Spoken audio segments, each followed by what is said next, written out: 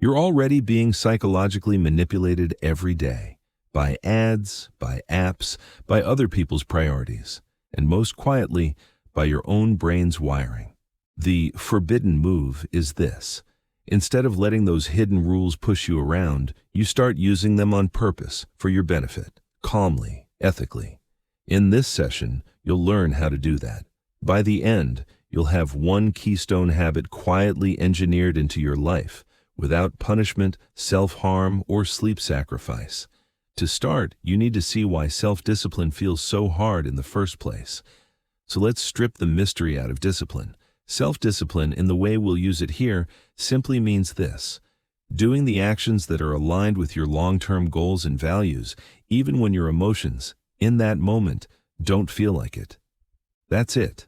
Not heroic willpower, not a personality trait some people are born with and others lack. Just alignment between what you say you want and what you actually do when it's time to act. Now, where this breaks down is that most people blame lack of discipline for problems that actually come from something else. Sometimes the real issue is lack of clarity. You tell yourself, I need to get in shape, but you haven't defined what that means in concrete behavioral terms. There's no specific plan, just a vague cloud of, I should be better. Your brain doesn't know where to point your effort, so it stalls. Sometimes the problem is lack of realistic planning. You design a perfect day where you wake up early, exercise for an hour, work in deep focus for 8 straight hours, eat perfectly, and meditate at night. On paper, it's flawless. In real life, one unexpected email destroys the whole structure and the plan collapses. Other times, the core issue is energy. You're asking yourself to perform at a high level on a system that's running on too little sleep, too much stimulation, and no real recovery. In that state, your brain will always favor the path that costs the least energy, which usually means scrolling, snacking, or numbing out. It's easy then to look at the gap between your intentions and your actions and conclude, I'm lazy, or I have no discipline. But what's actually happening is more mechanical and more fixable. Your brain is biased, very strongly, towards short-term comfort and energy conservation. From an evolutionary perspective, that made sense. Wasting effort on something uncertain could be dangerous. So your nervous system developed a simple rule. If it feels uncomfortable right now, hesitate. That's what you're feeling when you sit down to work and suddenly you're thirsty, hungry, and in desperate need of checking one more thing. It's not moral failure. It's a built-in preference for immediate relief. Inside, it often feels like there are different yous arguing about what to do. One part of you, the long-term planner, cares about your health, your career, your relationships. Another part, the in-the-moment doer, cares mostly about not feeling stressed, bored, or tired right now. When you say, tomorrow I'll start, that's the planner talking. When tomorrow comes and you say, just not today, that's the doer taking over. You experience this as internal friction, or sometimes as self-sabotage, but it's really just a mismanaged negotiation between parts with different time horizons. On top of that, many people have a harsh internal commentator sitting in the background, judging both sides. You miss one workout, and that voice says, of course you failed. You always do. That criticism doesn't create discipline, it drains it. It turns every small slip into proof that change is impossible, so your brain starts avoiding even trying. Then we stack common failure patterns on top of this wiring. All or nothing plans that leave no room for real life. Vague goals that never become behaviors. Relying only on raw willpower, which is like trying to power a factory off a single battery. No wonder it feels impossible. And here's where performance comes in. Sleep, recovery, and discipline are one integrated system. When you're sleep deprived, the emotional, short-term part of your brain gets louder. The planning, rational part gets quieter. Tasks feel heavier. Temptations feel stronger. The same habit that felt manageable on a rested day can feel overwhelming after a short night. So if you've been shaming yourself for struggling with consistency while also running on low sleep, chaotic schedules, and constant stress, you've been fighting with weighted cuffs on. The goal of this forbidden psychology isn't to turn you into a machine that pushes through no matter what. It's almost the opposite. You'll learn to design around your brain's built-in biases instead of wrestling them all day. By understanding how your mind naturally resists effort, you can start setting up situations where the easiest action is actually the one you want to take. Where showing up for your keystone habit requires less negotiation, not more. In other words, we're going to stop calling you undisciplined and start treating your behavior like a system that can be engineered. So if discipline is really a negotiation, it helps to know who's at the table. We'll keep this simple. You can think of three main players inside your mind: the planner, the doer, and the critic. They're not literal brain regions, but they map pretty closely onto what neuroscience and psychology see in your behavior. The planner is the part of you that shows up with notebooks, big ideas, and long timelines. It's the part that gets inspired by books, videos, and late-night thoughts about your potential. It cares about your values. It can imagine your future health, your future career, your future relationships. When you decide, calmly, I want to become someone who moves their body every day. That's the planner talking. It's abstract, it's thoughtful, and it loves making big promises on behalf of future you. The doer sits in a very different chair. The doer lives in the present moment. It cares about how you feel right now. It's tuned into fatigue, hunger, boredom, stress, social pressure. When you're about to start your habit and suddenly your hand reaches for your phone instead, that's the doer voting. The doer isn't evil or lazy. It's wired to protect you from immediate discomfort and conserve energy. If something feels threatening, uncertain, or just annoyingly effortful, the doer will argue for the exit. It speaks through urges. Check that notification. Grab a snack. Start later when you feel more motivated. Then there's the critic. The critic doesn't plan or act. It comments. It keeps a running score. It remembers every broken promise, every abandoned routine, every time you said you'd change and didn't. When you slip, the critic jumps in with, "Typical, you never stick with anything." Many people assume the critic is what creates discipline, that being hard on yourself will finally force you to change. But in practice, harsh self-talk mostly does one thing. It makes the doer want to avoid the whole situation. If every attempt is a test, you'll be shamed for failing. Your brain learns to not show up.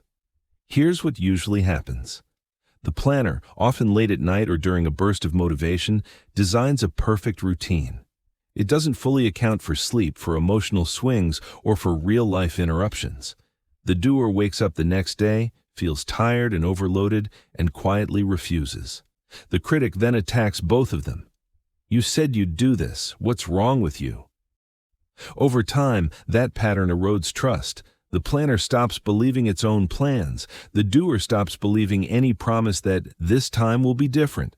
The critic gains power, and your identity starts shifting toward, "I'm just not disciplined." The forbidden move we're going to use is not to silence any of these parts, but to rewrite how they talk to each other. You'll be using psychological techniques to change the rules of their conversation. The planner will learn to design smaller, more realistic actions that respect your energy and sleep. It will stop trying to reinvent your entire life overnight and instead focus on one keystone habit that fits inside your actual day. The doer will get new associations, tiny wins, immediate rewards, and less friction, so that the behavior you want feels like the easier option, not the harder one. You'll stop asking it to leap and start asking it to take 5 very doable minutes. And the critic? We're going to quietly demote it from judge to data analyst. It can notice patterns, but it doesn't get to attack your character. Its job becomes, what made today harder? Not, what's wrong with you? When you hear terms in psychology like System 1 and System 2, or conscious goals versus automatic habits, they're pointing at the same basic reality. Different processes inside you want different things on different timelines. You don't need to win some internal war. You need a peace treaty and a smarter contract. As we move into the more forbidden tactics, identity shifts, commitment contracts, temptation bundling, you'll see that each tool is really aimed at one of these three players.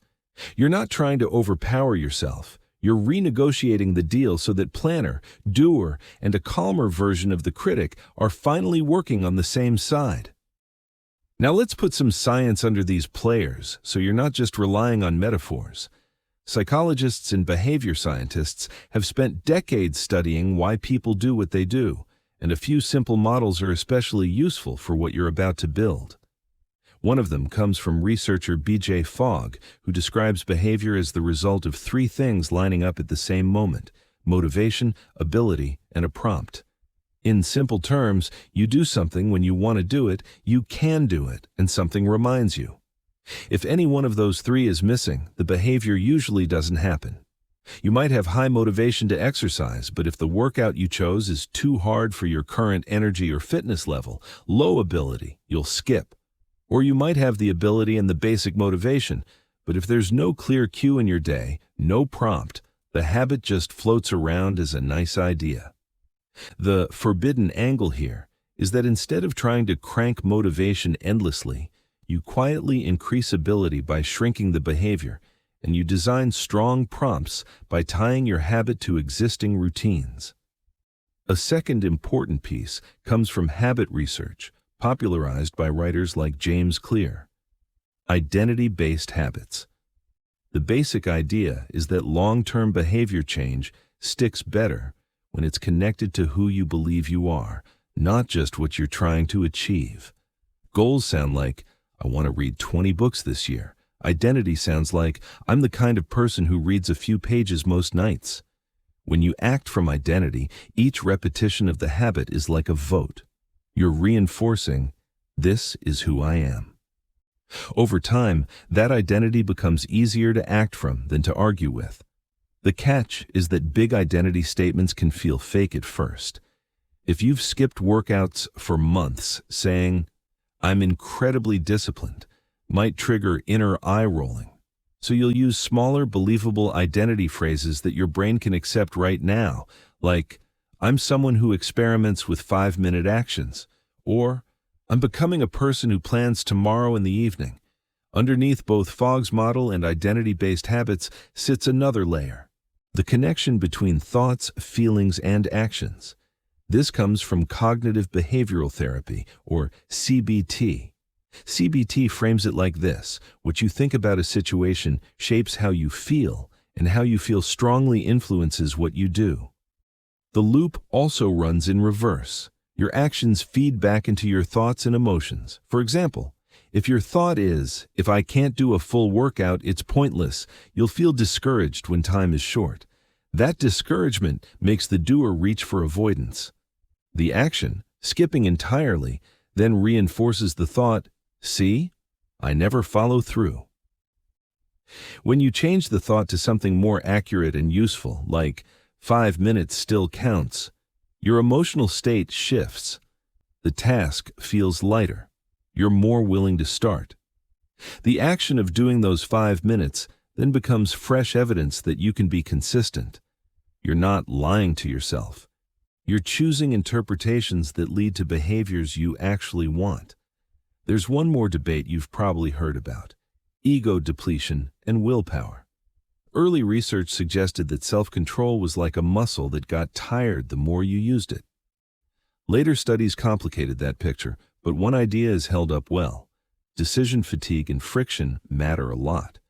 The more decisions you have to make, and the more steps between you and the behavior, the less likely it is to happen, especially when you're already tired. That's why open-ended plans like work out at some point lose against when my morning coffee finishes, I put on my shoes and walk for 5 minutes. The second version removes decisions and reduces friction. Taken together, these models all point in the same direction. You don't need mystical discipline. You need a small, clear behavior that fits your current ability, a reliable prompt that anchors it in your day, an identity story that makes the behavior feel like what I do, thoughts that reduce emotional resistance instead of amplifying it, and an environment that removes unnecessary decisions and obstacles. In other words, you manipulate the inputs, cues, stories, environment, so the output, your behavior, shifts almost automatically.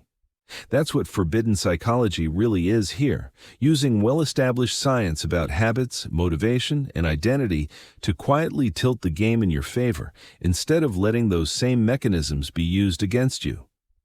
Now we'll define exactly what we mean by forbidden and set hard lines you will not cross. So when we call this forbidden psychology, what are we actually talking about? The word forbidden usually shows up in two places: in marketing for dark persuasion tactics and in stories about controlling or breaking other people. Secret methods to bypass someone's conscious mind, ways to make them comply, buy, obey. You're surrounded by that already. Scarcity countdowns on websites, infinite scroll feeds, notifications tuned to pull your attention back. None of that asked for your consent.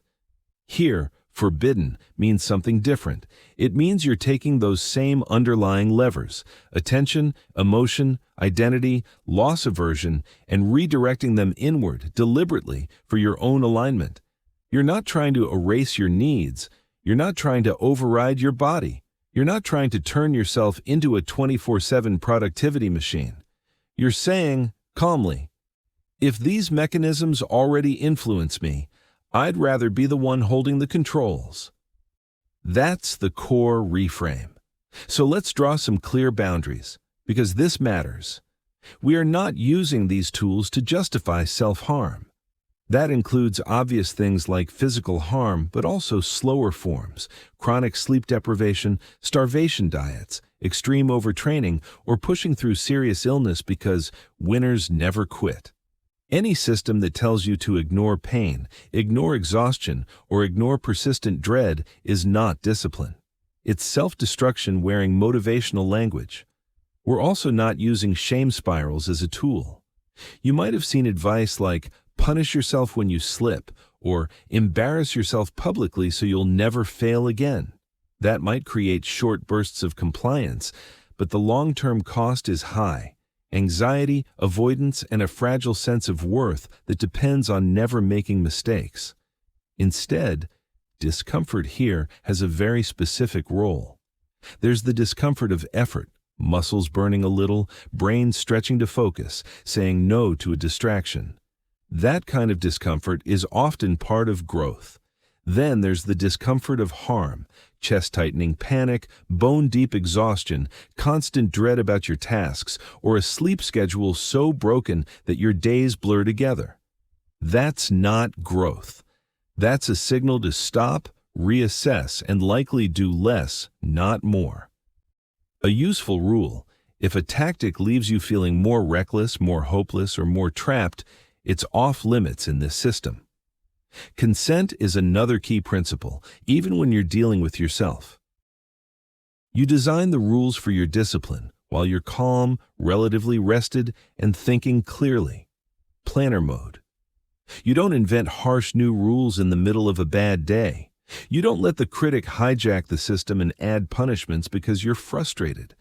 If a tactic can't pass the test of your calmer self agreeing to it, it doesn't belong. Think of these tools like strong medicine. In the right dose, for the right purpose, they help. In the wrong context, they hurt. So as we move into specific tactics, like editing your internal story, using commitment contracts, or creating artificial deadlines, you'll notice two things always present. One, there will be a clear safety check. How do you know this is still healthy for you? Two, there will be a sleep protective boundary. Because when sleep collapses, your ability to use any of this wisely collapses with it.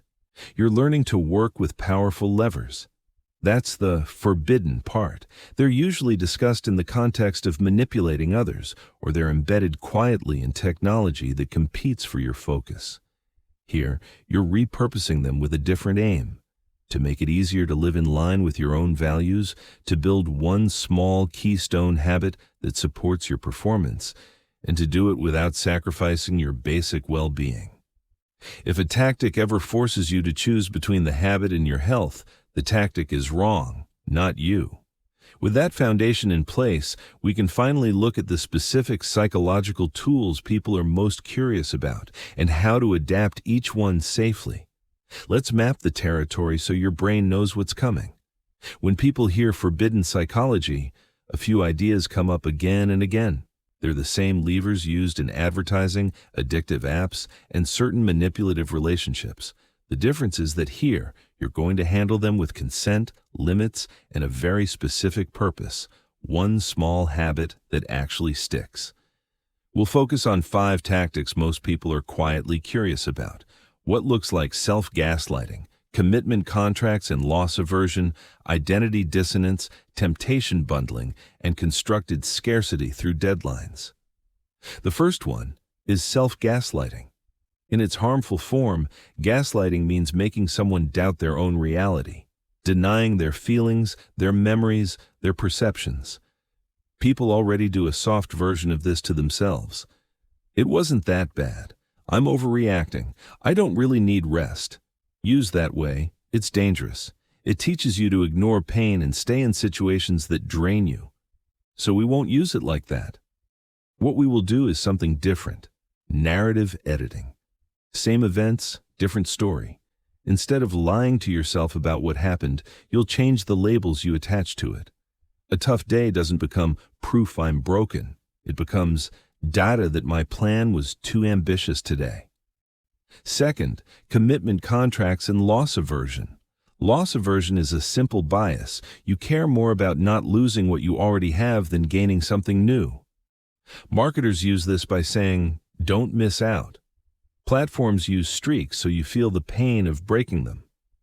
We're going to use this inside commitment contracts, small agreements you make in advance about what happens if you follow through or don't. No cruelty, no dangerous stakes, just gentle, meaningful consequences that make skipping your habit feel like a tiny loss you'd rather avoid. Third, identity dissonance. Cognitive dissonance is that inner tension you feel when your actions don't line up with your beliefs. If you see yourself as honest but catch yourself lying, something has to shift. The story or the behavior.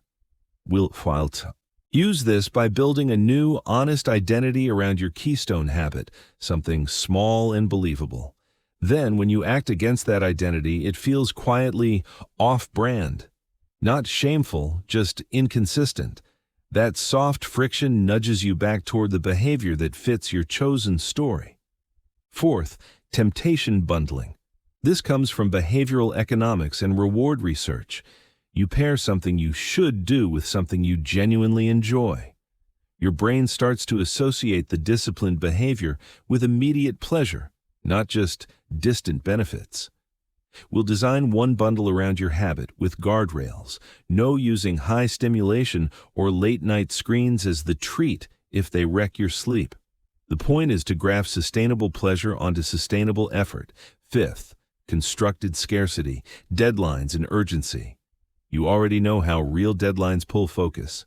Before an exam, before a meeting, you somehow compress hours of scattered intention into a short, intense window of action. That's scarcity of time at work. We'll create honest, gentle versions of that. Mini deadlines like start before this time or only decide whether to skip after 5 minutes of trying. Enough urgency to cut through drift, not so much that your nervous system flips into panic and your sleep falls apart. Each of these tactics on its own can be pushed into dark territory. Taken together, with no boundaries, they could absolutely lead to burnout, anxiety, and self-attack. That's why every single time we introduce one, it comes with a safety check and a sleep check. You'll learn to ask, is this making my life feel more stable or more frantic? Is this supporting my recovery or stealing from it? As you listen on, keep one quiet question in the background. How could this tool help me make one small habit feel inevitable? Because you don't need 10 new behaviors. You need one keystone habit designed with these levers that starts to shift everything else. We'll start with the most misunderstood one, the dark allure of self-gaslighting and how to turn it into something honest and useful. Let's go straight at the uncomfortable term, gaslighting. In its classic harmful form, gaslighting means this. Someone repeatedly makes you question your own reality. They deny what you saw. They minimize what you felt. They rewrite events and insist their version is the only truth. Over time, you start doubting your memory, your judgment, even your right to be upset. That's the interpersonal version. But there's also a quieter, internal version that many people slide into without noticing. You tell yourself, it wasn't that bad after a clearly exhausting week. You say, other people have it worse. I should just push through, when your body's asking for rest. You feel hurt or overwhelmed, and your first reaction is, I'm being dramatic. I shouldn't feel this way. On the surface, it can look like toughness, like you're refusing to complain. But what's actually happening is that you're teaching your brain a dangerous lesson. Your signals don't matter. Your perception can't be trusted. That's self-gaslighting. You take real experiences, fatigue, sadness, stress, and you explain them away so you can keep performing, keep pleasing, keep avoiding conflict. The dark allure is obvious. If you could just silence your own needs, you'd never have to rest. You'd never have to set boundaries. You'd never have to disappoint anyone. You could, in theory, become a frictionless machine that always does the hard thing, no matter the cost. But that cost shows up eventually. When you repeatedly tell yourself, I'm fine, while your body is clearly not fine, you disconnect from the very systems that keep you safe. You override early signals, mild tiredness, low mood, irritability, until the only messages that get through are the extreme ones, burnout, shutdown, injury, full-blown insomnia. You also weaponize your own discipline against yourself. Instead of using focus and consistency to build something sustainable, you use them to hold yourself in situations that drain you. You force yourself to follow the plan, even when the plan is clearly incompatible with how you're actually doing. So we're going to set a hard rule here. In this entire framework, you will not use gaslighting of yourself or anyone else as a tool. We are not going to deny reality. We are not going to deny exhaustion, anxiety, or pain. We are not going to tell you to smile through a nervous system that's clearly overloaded. If you're tired, the system has to be allowed to say, I'm tired. If you're anxious, the system has to be allowed to say, I'm anxious. If you're sad, the system has to be allowed to say, I'm sad. Those statements are not weaknesses, they're data. The forbidden move we'll make here is more subtle. Instead of changing your perception of what's happening, you'll change the story you attach to it. You're not going to tell yourself, I'm not tired, when you clearly are. You're going to say, I'm tired, and that means today's version of the habit needs to be smaller. You're not going to say, that failure didn't happen, when it did. You're going to say, that failure happened, and it shows me exactly where my system needs an adjustment. The line we never cross is denial of genuine signals. The move we will use is interpretation, narrative framing, selective attention, and choosing which meaning to reinforce. So when you hear phrases like lying to yourself for success, reframe them. You don't need lies. You need a more useful story around the same facts. We're going to turn I'm lying to myself into I'm telling the most accurate story that still keeps me moving. That's narrative editing. That's the ethical counterpart to self-gaslighting, and it's the next lever you'll learn to use. So let's turn this from a warning into a tool you can actually use. In psychology, there's a concept called cognitive reappraisal. It sounds technical, but it's simple. You change how you interpret an event, and that shifts how you feel and how you respond, even though the raw facts stay the same. You don't erase the data. You relabel it. Think of your mind like a piece of performance software that keeps a debug log running in the background. The events in the log don't change. You missed a workout, you checked your phone, you did 5 minutes instead of 20. What you can change are the tags you attach to those events. Critical failure. Minor warning. Successful test. Same log entry, very different impact on how the system behaves next time. Most people let that log be written by the critic. Missed habit. Proof I'm lazy. Short session. I can never stay consistent. Narrative editing means you step in as the engineer and say, no, that tag is wrong for what we're building. So instead of I'm lazy, you move to something more precise and useful, like, right now, my environment and schedule reward inaction. I can change that system. The facts stay. You didn't do the thing you wanted to do. The meaning shifts from character flaw to design problem. And design problems can be fixed. Here's a simple protocol you can start using quietly as you go through your day. Step 1. Notice the harsh narrative.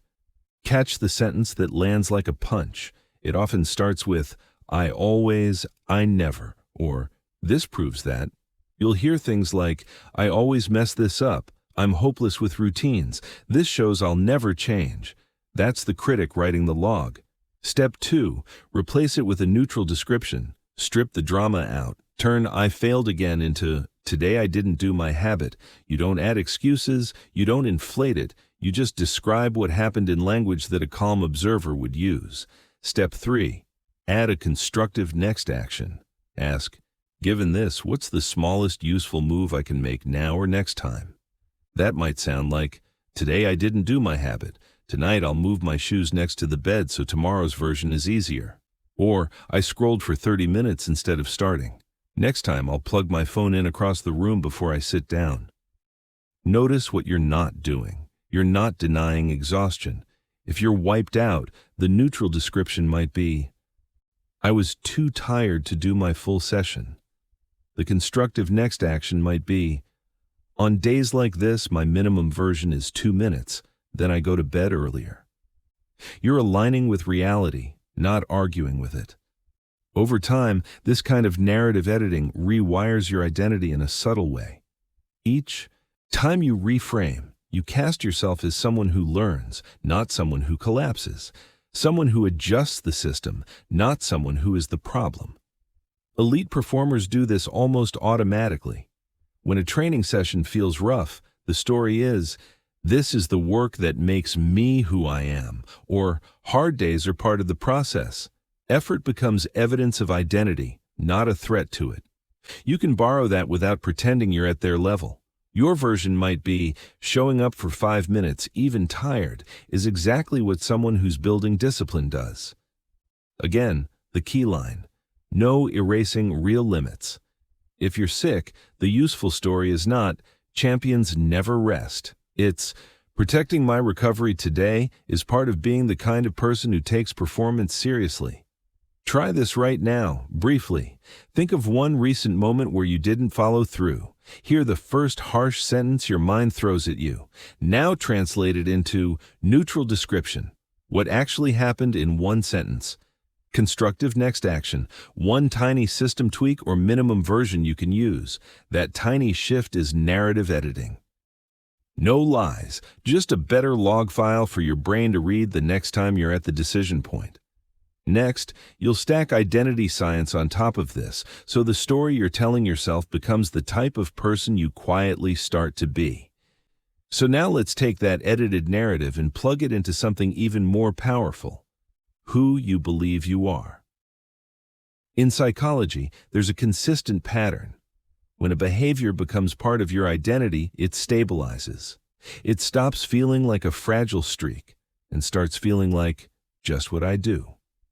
The problem is, if your current identity sounds like, I'm inconsistent, or I never stick with things, your brain will quietly work to keep that story true. Not because you like it, but because familiarity feels safe. You can't simply slap a new label on top and expect everything to change. If you've skipped your habit 20 times in a row, saying, I'm extremely disciplined, will ring false. The critic will jump in immediately. No, you're not. So instead of jumping to a heroic identity, you build a ladder. At the bottom rung are small, believable sentences that your nervous system can actually accept. Things like, I'm someone who is experimenting with 5-minute actions. Or, I'm learning to be the kind of person who plans tomorrow in the evening. These statements are gentle by design. They acknowledge that you're in motion, not finished. They give the planner something to aim at, and they give the doer a low-pressure role to play. Then you back those sentences with micro-rituals, tiny, repeatable actions that prove them true. If your sentence is, I'm the kind of person who moves my body every day, your ritual might simply be standing up, stretching for 1 minute, and walking around your space after you wake up. Not a full workout, not a life overhaul, just one consistent signal. This is who we are now. The key is pairing one cue, one action, and one identity sentence. A cue is something that already happens reliably. Your alarm, your first sip of coffee, closing your laptop at night. The action is your keystone habit in its smallest realistic form, often a 5-minute version or less. The identity sentence is what you quietly repeat to yourself as you start. This is what someone like me does. For example, cue. After brushing your teeth at night. Action, you open your notebook and write 3 bullet points for tomorrow. Identity, I'm the kind of person who ends the day by setting up the next one. You don't have to chant it out loud. Just let the phrase pass through your mind as you move. Over days and weeks, your brain starts to link that cue, that action, and that identity into one smooth pattern. This is where the manipulation becomes useful. You are, in a sense, training your nervous system to see a certain behavior as normal for you instead of exceptional.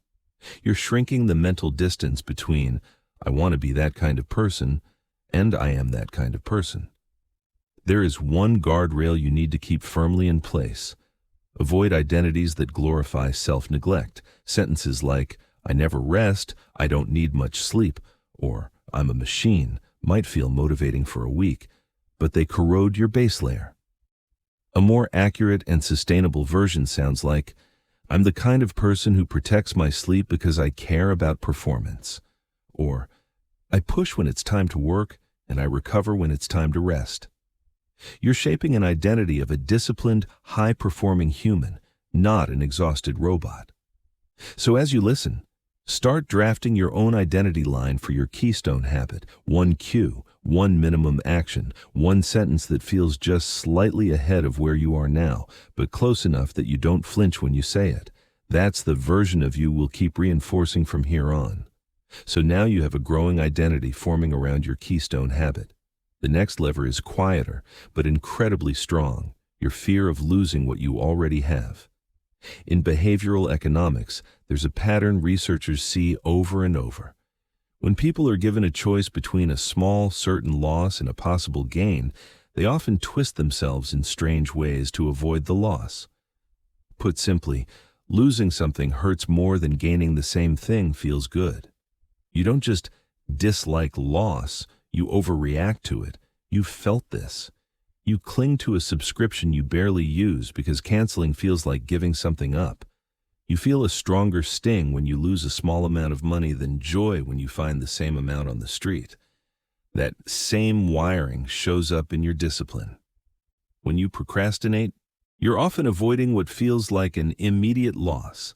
Starting the task right now feels like losing comfort, losing freedom, losing the chance to relax. The possible gain, future progress, relief, pride, sits far away in time.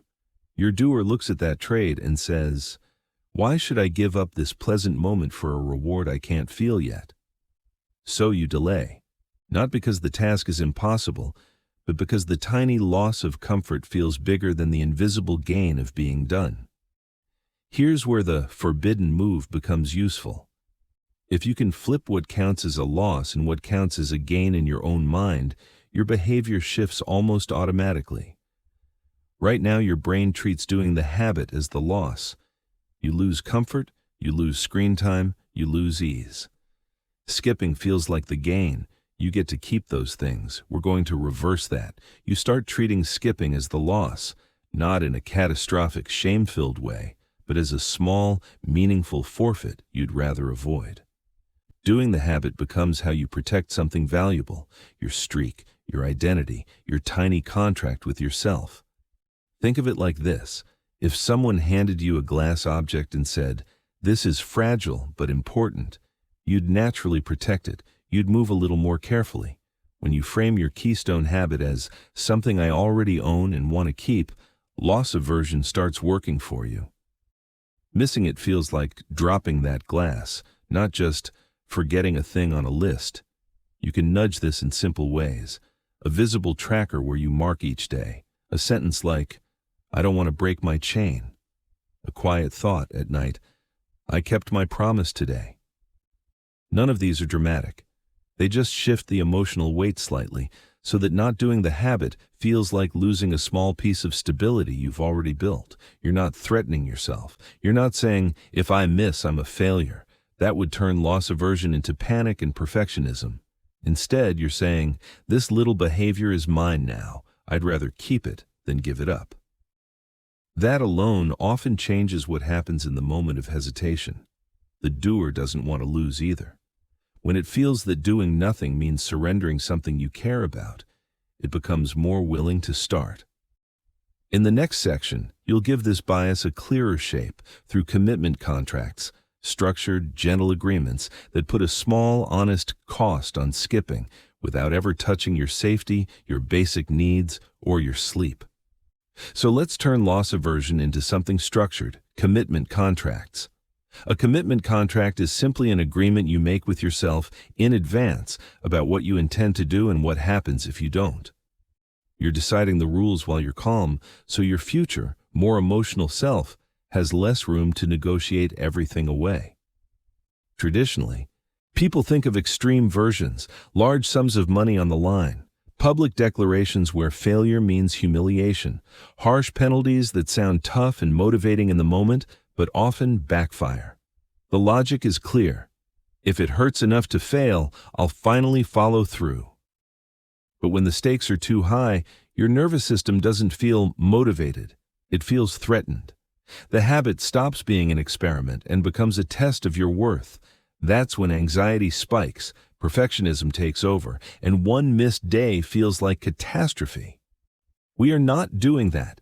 Here, commitment contracts stay small, gentle, and reversible.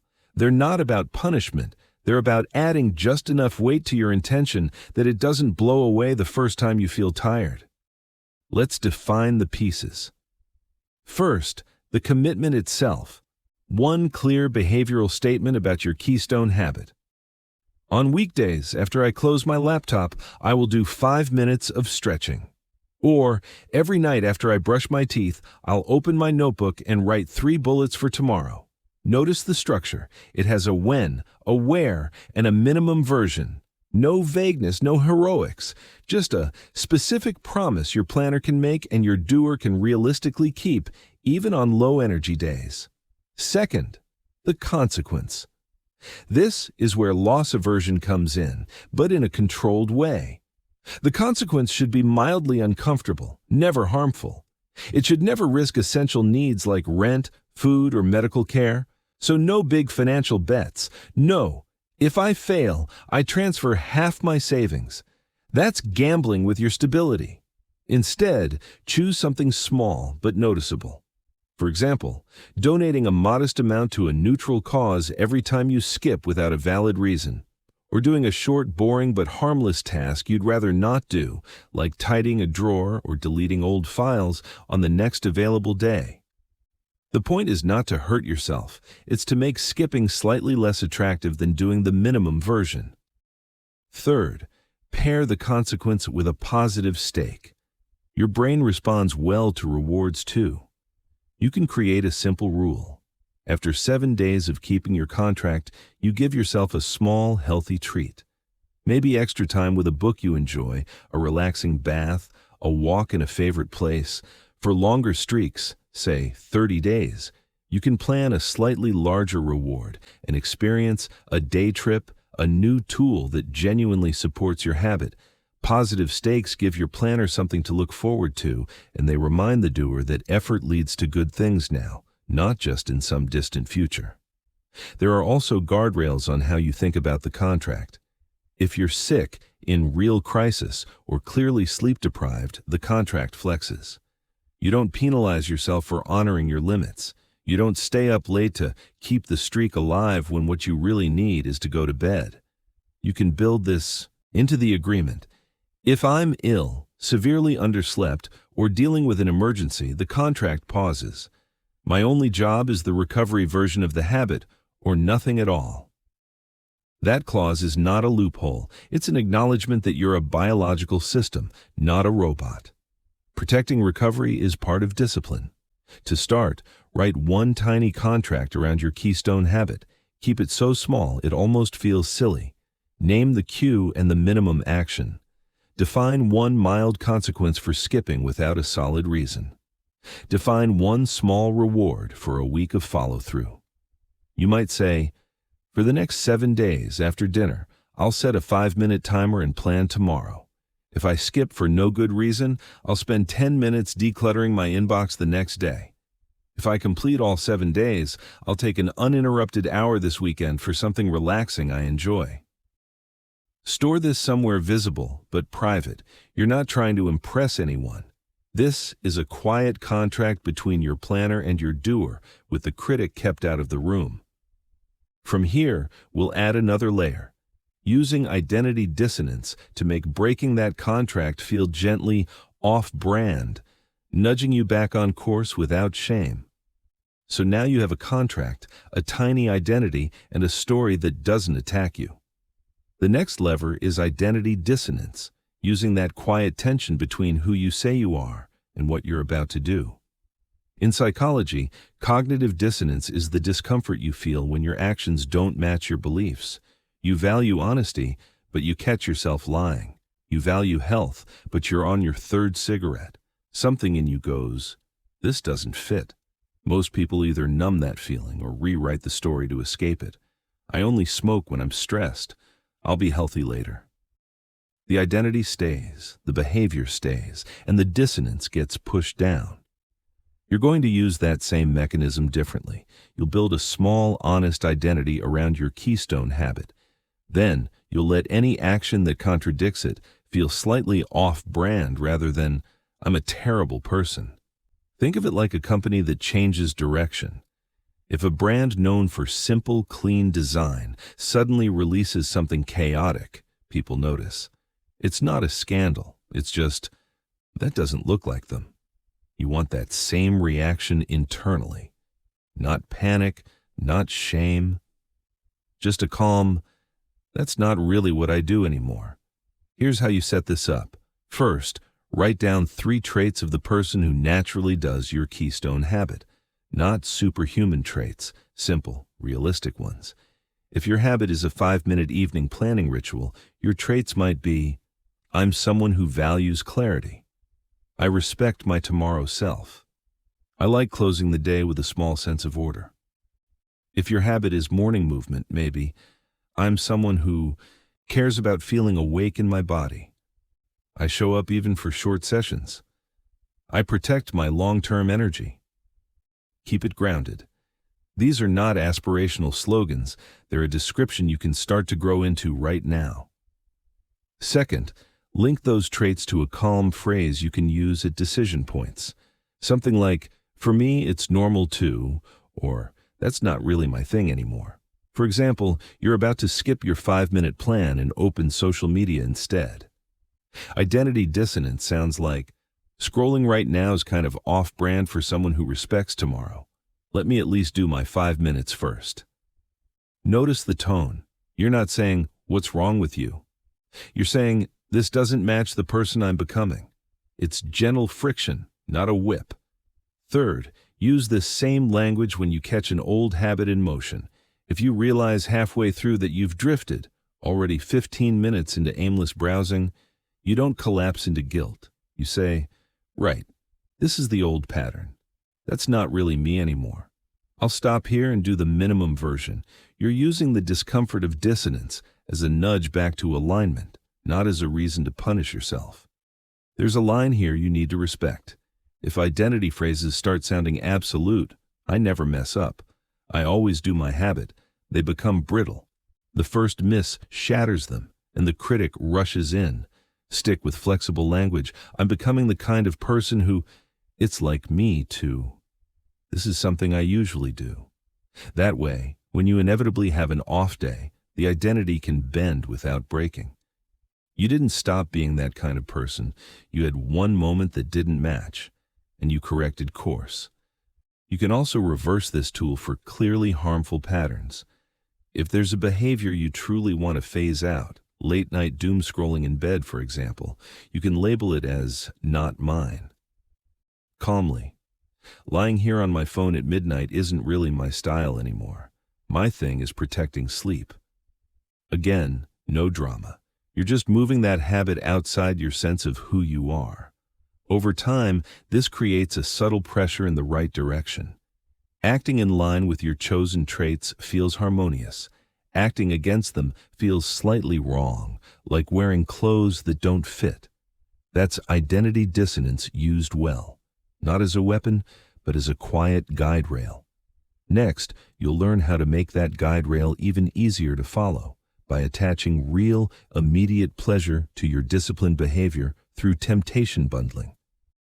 So now let's make this whole process feel lighter by doing something almost nobody associates with discipline, adding genuine pleasure on purpose.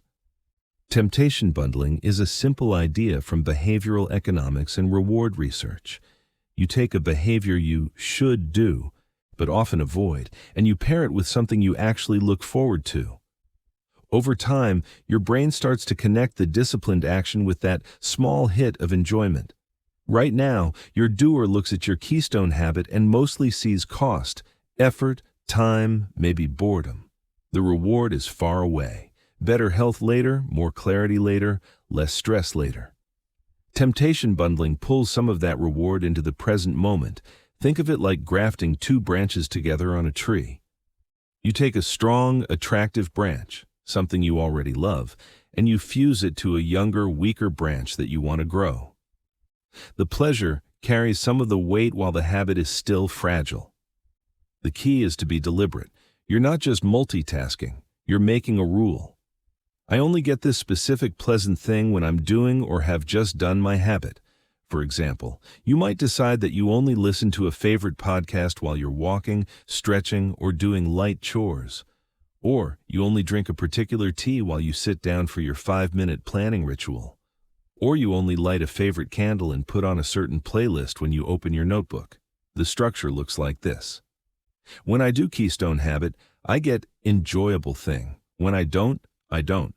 Your brain is very sensitive to this kind of pairing. Over repetitions, the cue of the fun thing, music, flavor, atmosphere, starts to predict the habit, and the habit starts to predict the fun thing. The doer, which responds strongly to immediate rewards, becomes less resistant because it knows there's something nice attached. There are a few safety guardrails here, especially since this is a channel that protects your sleep and long-term performance. First, avoid using high-stimulation rewards like intense social media, bright screens, or sugary snacks right before bed.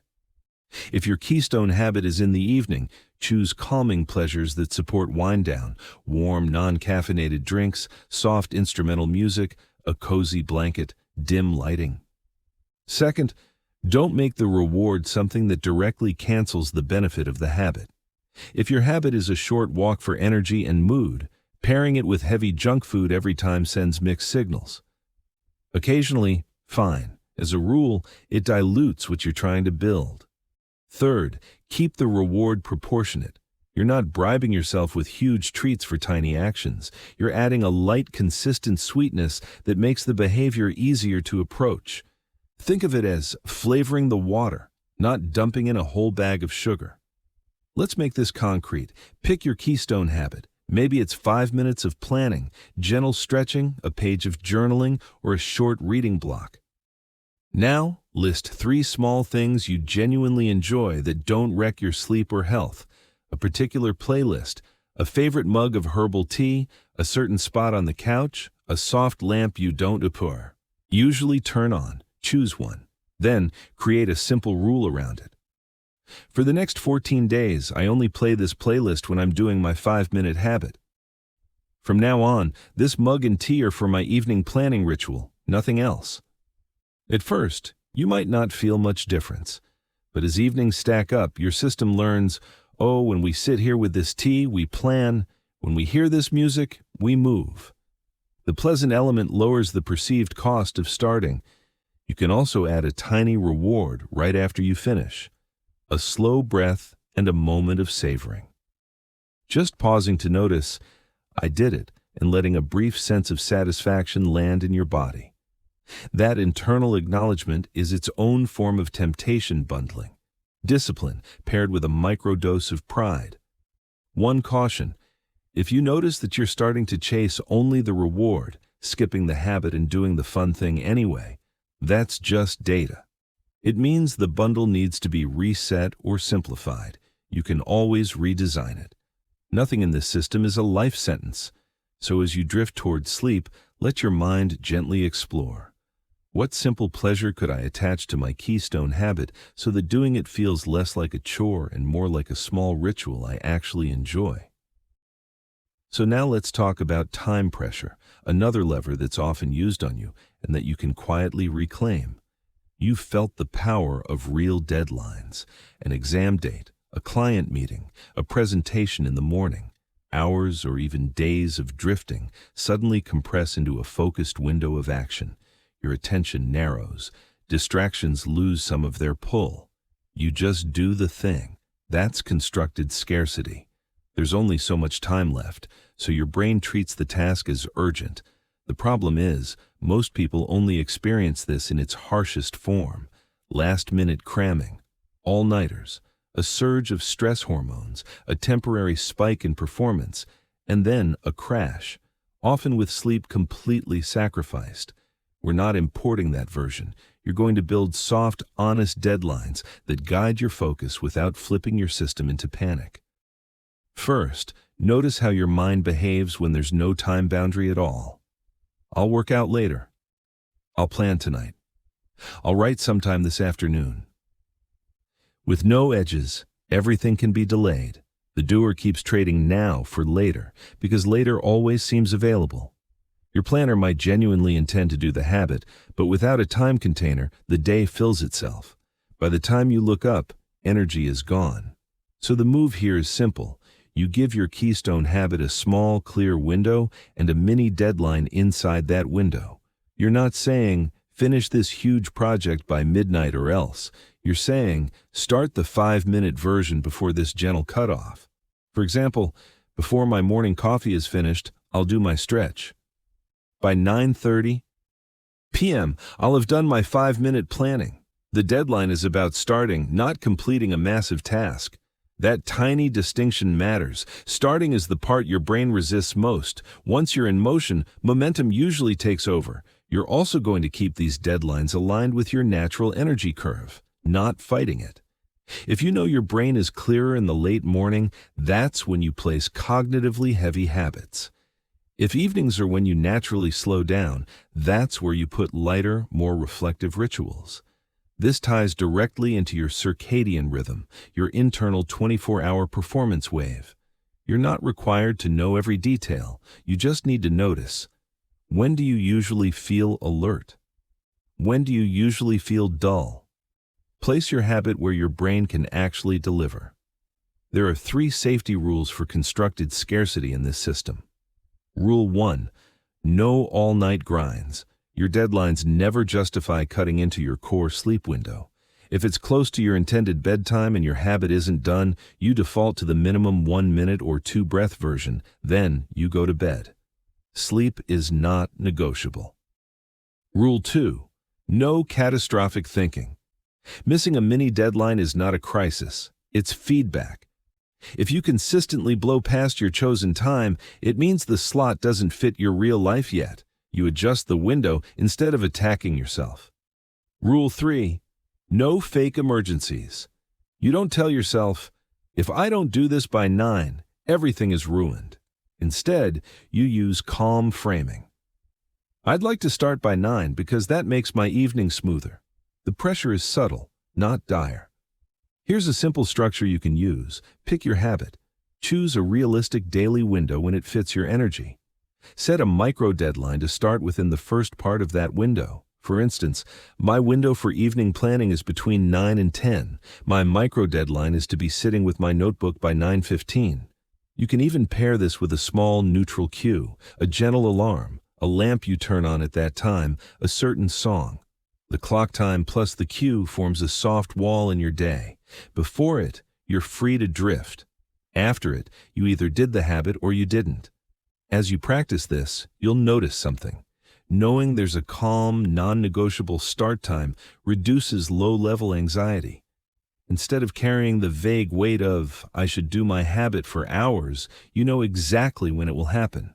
That's constructed scarcity used well. Not a panic button, just a light pressure that keeps your intention from dissolving into later, while your sleep and recovery stay fully protected. Now that you know the levers, you need something simple to attach them to. That's where a keystone habit comes in. A keystone habit is one small behavior that quietly improves multiple areas of your life at once. You don't chase 20 goals. You choose one move that makes many other moves easier. You're not looking for the most impressive habit. You're looking for the one with the best return on effort. There are 4 criteria. First, low friction. The habit has to be easy to start, even on a tired day. If it requires special equipment, a long commute, or perfect conditions, your doer will find excuses. A good keystone habit fits inside your existing life with minimal setup. Second, high leverage. The habit should have ripple effects. It might improve your focus, mood, organization, or sleep. When it happens, other good behaviors become more likely. When it doesn't, everything else feels a little harder. Third, compatibility with good sleep. Your keystone habit must not cannibalize your recovery. Anything that regularly keeps you up late, jacks up your stress at night, or demands intense effort right before bed is off the table. Fourth, daily repeatability. You want something you can practice almost every day, not just once in a while. Frequency builds identity. Daily repetition gives all the forbidden tactics something to grip. So what actually fits? Here are a few examples to spark ideas, not prescriptions, just possibilities. A 10-minute planning ritual in the evening. You sit down, look at tomorrow, and write 3 to 5 clear items. This reduces morning anxiety, decision fatigue, and random drifting. It's low effort, high leverage, and pairs well with wind down. A short morning movement sequence, 2 to 10 minutes of gentle stretching, walking, or mobility. This wakes up your body, stabilizes mood, and often nudges you toward better choices during the day without requiring a gym or long workout. A brief journaling check-in, 1 page or even 3 sentences about how you're doing and what matters today. This can anchor your values, unload mental clutter, and make it easier to spot patterns that sabotage your performance. An evening shutdown ritual. 15 minutes where you close open loops, tidy your workspace, park unfinished tasks on a list, dim lights, and shift into off-duty mode. This protects sleep, reduces late-night rumination, and strengthens the boundary between work and rest. To choose wisely, look at your current bottleneck. If your mind feels scattered and you keep reacting all day, a planning habit is high leverage. If your energy feels flat and you drag through mornings, a small movement habit helps. If your mood swings easily or you overthink at night, a journaling or shutdown ritual fits. Now, here's the part your critic will resist. Start embarrassingly small. Your planner will want a 30-minute perfect routine. Ignore it. The goal is not to impress anyone. It's to slip beneath the doer's resistance. A version that feels almost too easy is exactly what you want at the beginning. If you choose evening planning, your starting rule might be, write just 3 bullets for tomorrow. If I want to do more, I can, but 3 is success. If you choose morning movement, it might be, Stand up, stretch for 1 minute, walk to the nearest door and back. Anything extra is bonus. This tiny starting point is not a lack of ambition. It's design. You're building a behavior your nervous system can accept daily, not a fragile burst of willpower. Take a moment now, quietly, and let one habit rise to the top. Which single behavior, kept small, would most reduce friction in your life right now? When one comes to mind, lock it in with a simple mental phrase. For the next 30 days, my keystone habit is your habit in its smallest version. You're not promising perfection, you're choosing a direction. Everything that follows, the identity work, the contracts, the bundles, the deadlines, will wrap around this one specific action until it feels like the most natural thing in your day. Now that you've chosen your keystone habit, let's quietly rig the game in its favor. Environmental design is the cleanest, most ethical form of manipulation you can use, because you're not arguing with your mind at all. You're changing the stage the behavior plays out on. Most of your actions don't come from deep reflection. They come from cues. What's in front of you, what's easy, what's already open, what's lit up. Your brain loves the path of least resistance. Environmental design is about making your desired habit that path. In habit science, there's a simple loop. Cue, routine, reward. The cue is whatever triggers the behavior. The routine is the behavior. The reward is how it feels afterward. Your environment controls the cue and a lot of the friction between cue and routine. Let's start with removing friction for your keystone habit. Ask, what makes this even a little bit harder to start? Then dismantle those obstacles in advance. If your habit is evening planning, maybe your notebook is buried in a bag, your pen never works, and the table is cluttered. Friction everywhere. Environmental design looks like this. You clear a small space, place the notebook and a working pen there, and make that spot easy to reach and visually calm. At your chosen time, you don't go hunting, you just sit.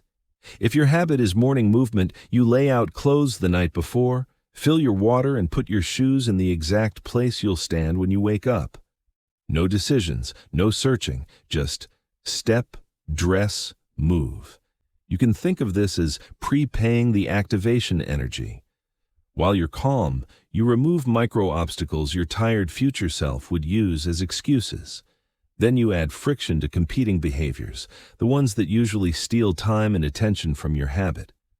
If late-night scrolling eats your planning window, you might charge your phone in another room, or at least on the far side of the bedroom. You might log out of the most tempting apps in the evening, or move them off your home screen so that one extra step interrupts the autopilot. If streaming pulls you away from movement, you could keep the remote in a drawer until after you've done your minimum version, or you only turn on the TV once you're already stretching on the floor. None of this is moral. You're not a better or worse person because your phone is in another room. It's mechanical. You're shifting default options. Researchers in choice architecture talk about how defaults, what happens if you do nothing, drive huge amounts of behavior. You're going to set your own default so that doing nothing leans toward your habit rather than away from it. You also want your environment to visually cue your identity. If you're the kind of person who plans tomorrow, let your space show it. Notebook visible. Pen ready. Maybe a small sticky note with your identity sentence in a place only you see. If you're the kind of person who moves in the morning, keep a mat rolled out where you won't trip on it but can't miss it. A small, physical signal. This happens here. Now connect this to sleep and recovery, because your environment at night heavily influences your brain's ability to reset. For evening habits, keep the lighting warm and dim. Avoid harsh overhead lights that tell your brain it's still daytime. Use soft lamps, lower screen brightness, and, if possible, reduce blue light in the last hour before bed. If your keystone habit is part of wind down, design the space to feel like a transition. Put work materials away, close your laptop fully, maybe face your chair away from your desk. Your environment should say, "We're closing loops now," not We're still on call. You can even build a micro-sequence into the space. You step into that corner or sit in that chair. You see the tools for your habit ready and waiting. You feel a subtle sense of, this is what we do here. Over days, that specific spot becomes associated with your keystone habit. Just being there nudges your brain toward the routine. Take a moment in your mind to walk through tomorrow. See where you'll be when your habit happens. Notice what could make it smoother. Notice what usually derails you. Then choose one small environmental tweak. Lay something out, move something farther away, clear one surface, set one gentle cue. You're not relying on motivation. You're redesigning the room so that your most aligned behavior is also your easiest behavior. And that is the most ethical manipulation you can use on yourself. So now you've shaped your environment. The next lever is deciding in advance, while you're calm, what your future, more emotional self will do. That's pre-commitment. You make a clear decision now in low-stress conditions so you don't have to renegotiate everything later when you're tired, tempted, or overwhelmed. Think about how chaotic a normal day feels. Messages, tasks, interruptions, shifting. Priorities. If you wait until that swirl hits to decide whether you'll do your keystone habit, you're asking your overloaded brain to choose the harder option in the hardest moment. Pre-commitment flips that. You carve out a short, quiet planning window, often in the evening, sometimes first thing in the morning, where your planner can think clearly. In that window, you decide exactly when, where, and how you'll do the minimum version of your habit. In behavioral science, there's a tool called implementation intentions. The structure is simple. If situation X happens, then I will do behavior Y. You're turning a vague hope into an if-then rule your brain can follow automatically. You'll use a version tailored to your keystone habit. The script looks like this. If it's time or cue, I'm the kind of person who habit for minimum duration. For example, if it's 9:15 p.m. and I've brushed my teeth, I'm the kind of person who opens my notebook and plans for 5 minutes. Or, if I've finished my first cup of coffee, I'm the kind of person who stands up and does 1 minute of movement. You're not leaving room for maybe later. You're not debating whether you feel like it. You're simply following a decision already made by a calmer version of you. The power of this is subtle. When the cue arrives, your brain doesn't have to invent a plan. It just recognizes this is that moment we talked about. The friction shifts from should I do it to I already said I would. To make this stick, keep 3 principles in mind. First, pre-commit daily, not just once. You can have an overall 30-day intention, but each evening or morning, you briefly refresh the exact plan for the next day. That keeps it tuned to your real schedule, meetings, travel, energy, and prevents all or nothing thinking. Second, write it down. A short sentence in a notebook, on a sticky note, or in a simple app. Tomorrow, after dinner, 5-minute plan at the kitchen table. The act of writing moves it from wish to instruction. Third, build in explicit flexibility for real emergencies. Your script can include a clause like, unless I'm ill, severely underslept, or dealing with an actual crisis, this is what I do. That way, when you're genuinely wiped out, honoring your limits isn't breaking the promise. It's following the deeper rule. Protect the system so it can run again tomorrow. Pre-commitment is guidance, not a whip. If you notice dread building or your sleep getting squeezed, that's a signal to adjust the plan, not push harder. Maybe the time is wrong. Maybe the minimum version is still too big. Your job is to refine, not to bully yourself. Try this now, gently. Let your mind drift to tomorrow. See roughly when you'll wake, work, eat, and unwind. Find a small, realistic pocket for your keystone habit, then form one. Clear sentence in your head. If it's specific cue, I'm the kind of person who does my tiny habit for short duration. You don't need to repeat it like a mantra. Just let it settle. That's your quiet contract for the next 24 hours, made while you're calm to support you when you're not. So now that your plans are clear and your environment is working for you, we need to deal with something more subtle, the voice in your head that comments on everything you do. That voice can make or break discipline. Most people run one of two tracks. Track one is the harsh commentator. You're so lazy, you'll never change. Other people can do this, you can't. Track two is empty cheerleading.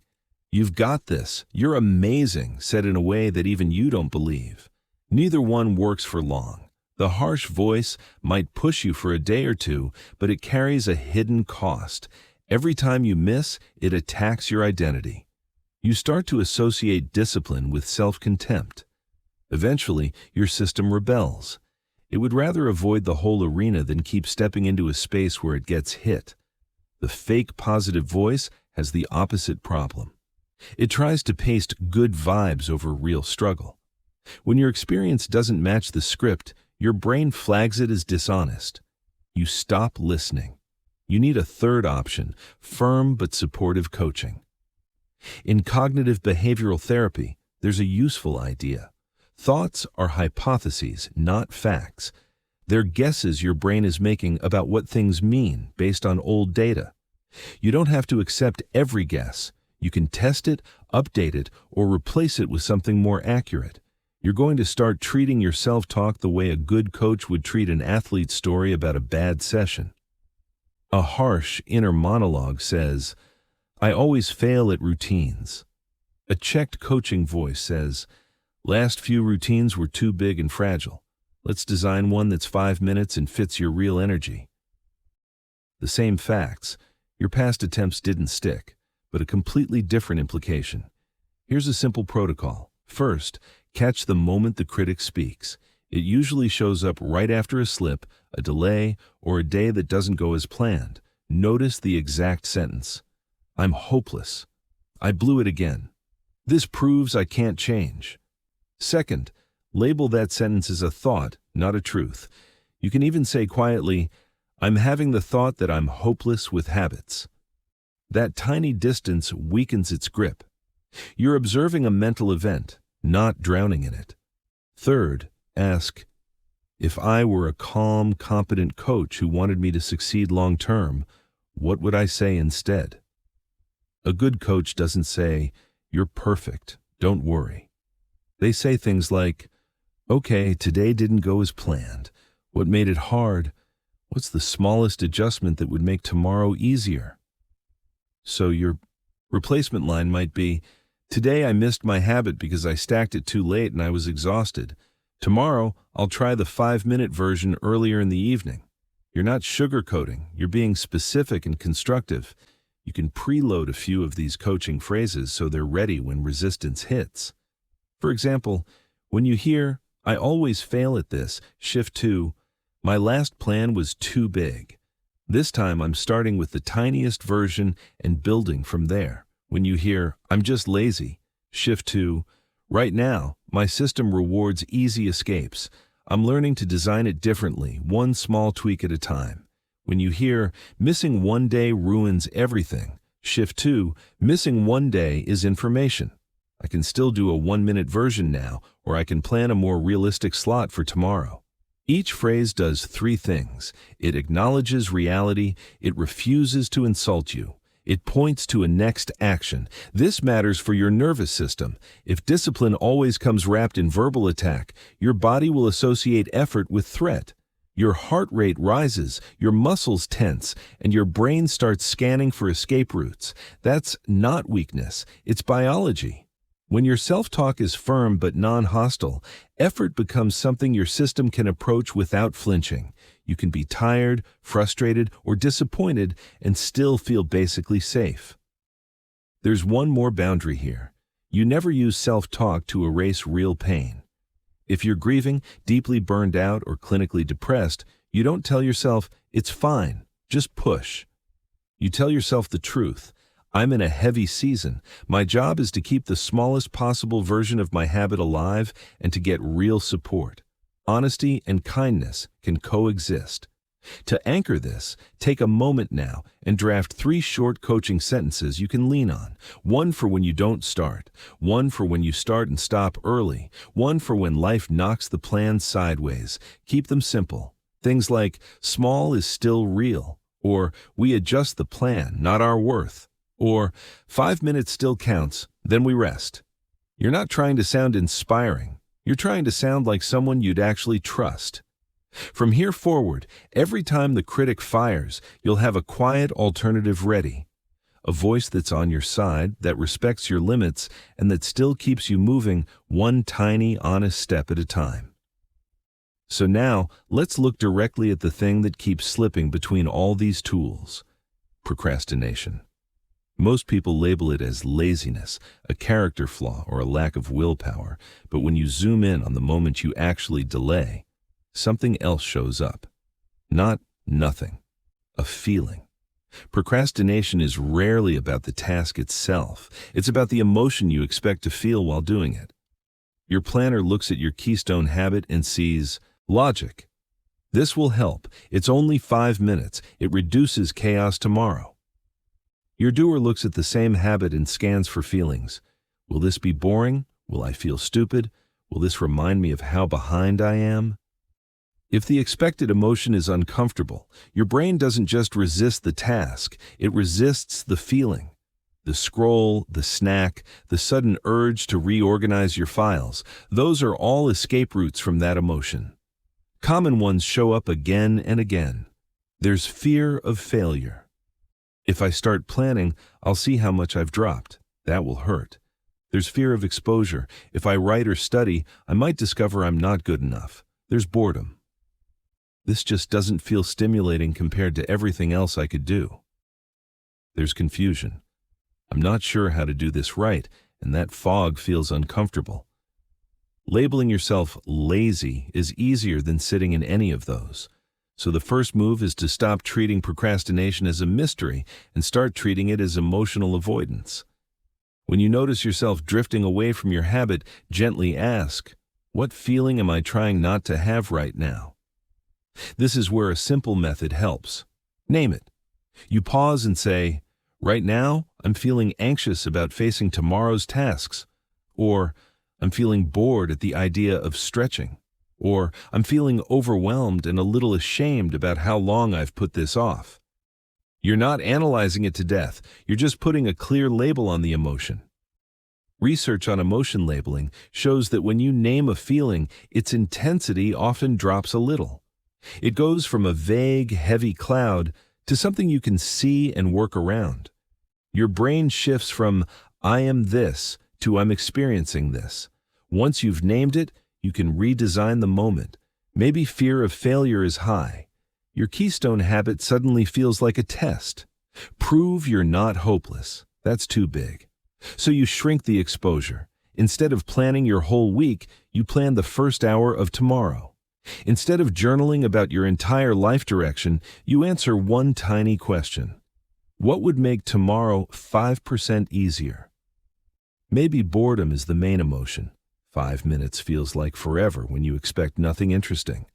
That's where temptation bundling becomes a direct antidote. You attach music, a cozy drink, or a pleasant space so the emotional flavor changes from dry duty to small ritual. Maybe confusion is the block. You don't start because you're not sure exactly what to do. There, the 5-minute rule connects. You define a comically simple first step, open the notebook, write one sentence, circle the most important task.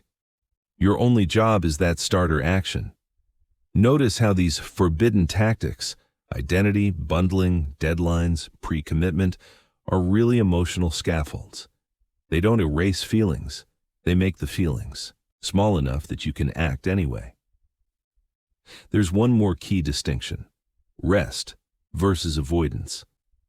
Sometimes you're not procrastinating, you're exhausted. Your eyes burn, your thoughts blur, your body feels heavy. In that state, forcing the habit isn't discipline, it's self-neglect. If you name the emotion and it's pure fatigue, the aligned move is to protect sleep, then do the 1-minute version if it truly feels doable. If even that feels like too much, your keystone habit for the night becomes recovery. I'm the kind of person who goes to bed when I'm done. You're training yourself to see that your value isn't measured by how much discomfort you can tolerate. It's measured by how consistently you can choose the next honest step that respects both your goals and your limits. So the next time you feel yourself reaching for delay, don't ask, "Why am I like this?" Ask, "What feeling am I dodging, and what is the smallest, kindest action I can still take?" So now that you understand procrastination as emotional avoidance, you need a way to slip past that first wall without a fight. That's where the 5-minute rule comes in. Your brain treats starting as more expensive than continuing. Neurologically, there's a switching cost. Moving from rest or distraction into focused effort asks different networks in your brain to light up. That transition is what your doer resists. Once you're in motion, it's usually easier to stay in motion than to stop and restart later. The 5-minute rule uses this to your advantage. The rule is simple. You only commit to doing your keystone habit for 5 minutes. At the end of those 5 minutes, you have full permission to stop. No guilt, no extra conditions. 5 minutes is considered complete. On the surface, that sounds almost too small to matter. But psychologically, it changes everything. Your planner doesn't have to convince your doer to run an entire race. It only has to negotiate the first few steps. It's just 5 minutes is a very different ask from fix your whole life tonight. You're shrinking the perceived threat. When the time comes and resistance shows up, boredom, anxiety, the urge to scroll, you don't argue about the long-term benefits. You don't make grand speeches. You quietly say, "I'll do 5 minutes, then I can stop." That's your micro-commitment. Here's what usually happens. You start, and the first minute feels rough. By minute 3, your brain has mostly switched modes. By minute 5, you're either ready to stop, or you notice you're already in a groove. If you stop, that's not failure. That's success. You honored the contract. You kept the identity. I am someone who shows up, even briefly. If you continue, that's bonus. You get extra progress, but you don't raise the bar for tomorrow. Tomorrow's promise is still just 5 minutes. This protects you from a common trap. You have one big, heroic session, and then unconsciously expect yourself to repeat it every day. Your system panics and avoids starting at all. With the 5-minute rule, the ceiling can rise and fall, but the floor stays the same. 5 gentle minutes, every time. There's an important guardrail. Exhaustion. If you reach your planned time and you're truly wiped, heavy eyes, foggy thinking, clear signals of fatigue, you honor your stop. You don't push into another block just to prove a point. Recovery is a core part of this discipline system. You can even build a micro version for very bad days. 1 minute, 1 stretch, 1 line in the notebook. If 5 minutes feels impossible, your nervous system is telling you something. Listen. The aim is continuity, not punishment. Let's walk through how this looks with your keystone habit. Say your habit is evening planning. It's 9:15, your cue arrives, and resistance starts. "I'm tired. It won't matter. I'll do it tomorrow." Instead of arguing, you say, "Just 5 minutes. I'll open the notebook, set a timer, and that's it." You sit down, write 1 or 2 lines, and the timer starts. By the time it goes off, you've probably outlined at least the top of tomorrow. You can close the book, feel a small sense of completion, and go to bed. Or you might glance at the page and think, "I'm already here. I'll add a few more notes." That's optional. Your self-respect isn't tied to extra credit. Over weeks, the 5-minute rule reshapes your self-image. You stop asking, "Am I the kind of person who grinds for hours?" You start knowing, "I'm the kind of person who always shows up, at least briefly." That identity is quieter, but far more stable. Before you sleep tonight, mentally rehearse tomorrow's 5-minute block. See the cue. Hear yourself think, "Just 5 minutes." Watch yourself start, even if your mood isn't perfect. You're not trying to win a contest. You're training the deepest part of you to believe, through repeated proof, that when you say you'll show up for 5 minutes, you do. So now that you've got micro-commitments and gentler self-talk, we need to plug all of this into a deeper power source, your values. Up to this point, a lot of the tools have been about structure, contracts, cues, deadlines. They're powerful, but on their own they can start to feel mechanical. To keep going for weeks and months, you need a reason that feels true, not just clever. That's where values come in. Goals are about what you want to have. Values are about how you want to live. External goals sound like earn more, look a certain way, impress people, hit this metric. They're not wrong, but they're unstable. When conditions change or when progress slows, the drive attached to them often collapses. Values are quieter and more durable. Things like growth, reliability, creativity, health, service, learning, presence. They describe directions, not destinations. You never fully finish being someone who values growth or integrity. You just keep expressing those qualities in whatever circumstances you're in. When your habit is tied only to external goals, discipline feels like a negotiation with fear or desire. If I don't do this, I'll fall behind. Or, if I do this, maybe I'll finally be enough. When your habit is tied to values, discipline becomes self-expression. You're not proving anything. You're practicing being who you already care about being. Let's make that practical. Take a slow breath and mentally list 3 values that matter to you right now. Don't chase the right ones. Choose the ones that actually feel alive. Maybe it's stability, maybe it's curiosity, maybe it's being someone the people around you can depend on. Maybe it's long-term health, or calm, or mastery of your craft.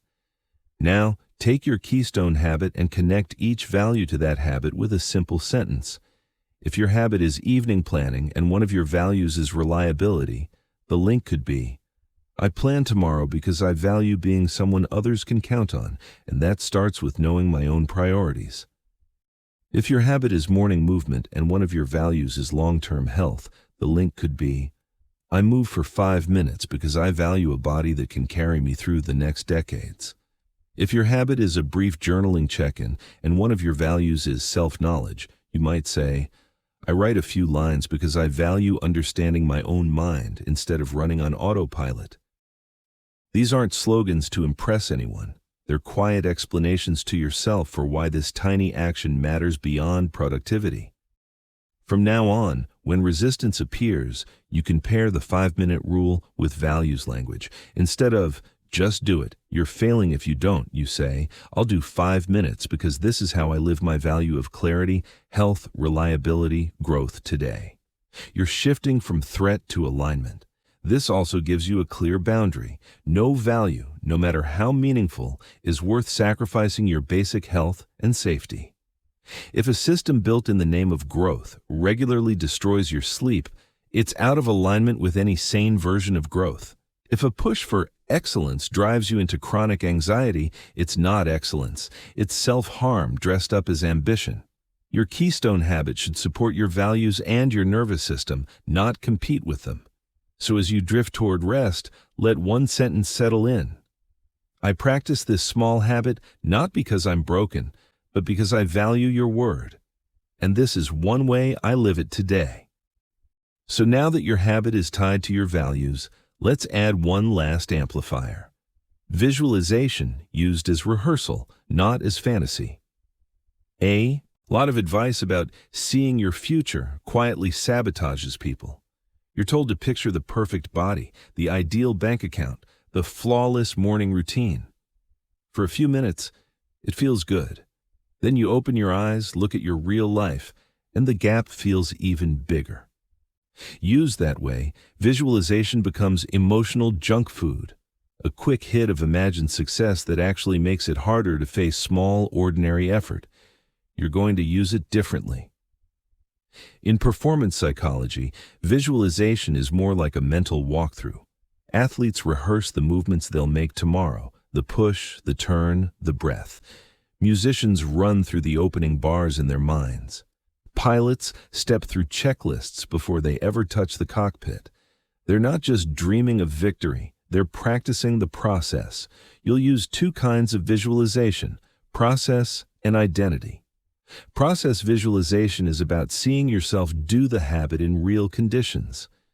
You don't float above your life as a perfect, always motivated version of you.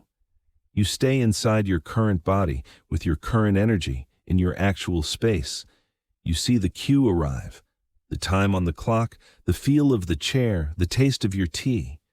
You notice the first flicker of resistance, the thought, "I'm tired," the urge to reach for your phone. Then you watch yourself do the next tiny action anyway. Open the notebook, stand up, start the stretch. Keep it boringly accurate. If there's usually a bit of mess on the table, include it. If the room is dim, make it dim in your mind. The more realistic, the more your nervous system recognizes it as a rehearsal, not a fantasy. You're teaching your brain, when this moment comes, we've been here before. We know what to do. Identity visualization is lighter. It's about sensing, for a few breaths, what it's like to be the person who usually does this habit. Not a superhero, just a slightly future you, a few weeks ahead for whom this routine feels familiar. You might see yourself at the end of the day, closing your notebook, feeling a steady, quiet satisfaction. Or in the morning, taking a slow breath after your movement, feeling a little more awake than you used to. You're not worshiping an image. You're giving your system a reference point. This is the direction I'm headed. There's one trap to avoid. Fantasy-only visualization. If you find yourself constantly imagining distant results, perfect sleep, flawless focus, dramatic transformations, without rehearsing the 5-minute actions that lead there, you gently step back. Ask, did I see myself actually doing tomorrow's habit, or did I only watch a highlight reel? If it's the second, you redirect. Let's walk through a short script you can use, either with eyes closed or just as a soft internal movie as you fall asleep. See tomorrow's version of you at the time you chose for your habit. Notice where you are, the room, the light, the objects near you. Let the usual excuses whisper, just like they do now. Later, I'm tired, it won't matter. Then, in slow motion, see yourself do the smallest real action. Picking up the pen, placing your feet on the floor, opening the journal. Feel your body in that moment, maybe a little reluctant, but still moving. Watch yourself complete the 5 minutes. Notice the tiny shift afterward, a bit more ease about tomorrow, a touch of pride, a small unhooking from the day. Then, let the image fade. No pressure, no command, just a gentle preview. If you do this for 30 seconds most nights, you're not casting a spell. You're installing a memory of the future, a pattern your brain can recognize when the real moment arrives. And when it does, you won't need drama. You'll simply think, oh, right, this part, I know how this goes. So now that you've rehearsed the process in your mind, let's talk about what happens right after you do the habit, because that's where your brain quietly decides if it wants to do it again. Rewards are how your nervous system keeps score. Every time you perform a behavior, your brain asks, was this worth it? It doesn't ask in words, it asks in chemicals and sensations. If the answer is yes, it files that behavior as something to repeat. If the answer is meh or ugh, it files it under avoid if possible. There are two broad types of rewards, intrinsic and extrinsic. Intrinsic rewards come from the activity or its direct effects. A sense of relief after planning, a tiny glow of pride after showing up, a bit more calm as you lie down to sleep. Extrinsic rewards are the add-ons, treats, checkmarks, apps, points, praise. You want both, but in a very specific way that doesn't wreck your sleep or create dependence on big prizes. Start with intrinsic rewards because they are always available. Right after you finish the minimum version of your habit, pause for a few seconds. Feel your body. Notice one concrete benefit, however small. If you just planned, you might notice, tomorrow feels a little less heavy. If you just moved, you might feel, my body is a bit warmer, a bit more awake. If you just journaled, you might sense, my thoughts feel slightly less tangled. You're not trying to manufacture a huge wave of joy. You're simply directing your attention toward the natural built-in payoff. That attention is what tells your brain, this mattered. Then add a subtle extrinsic reward that doesn't overstimulate you. One powerful low-impact option is a simple tracker, a notebook, a basic calendar, or a tiny grid where you mark each day you showed up. The act of putting a check or dot taps into your brain's love of completion. Over days, the growing chain becomes its own reward. When you mark it, pair it with a quiet sentence. Today counts. That's it. No drama, just acknowledgement. What you want to avoid, especially in the evening, are rewards that spike your system right before bed. Using late-night sugar, intense blue light screens, or diving into endless scrolling as your treat pulls your biology in the opposite direction of sleep. Your heart rate stays higher. Your mind stays busy. The line between work and rest gets blurry again. So instead, think in terms of gentle sensory rewards that move you toward rest. Maybe after your planning ritual, you let yourself read a few pages of a calming book.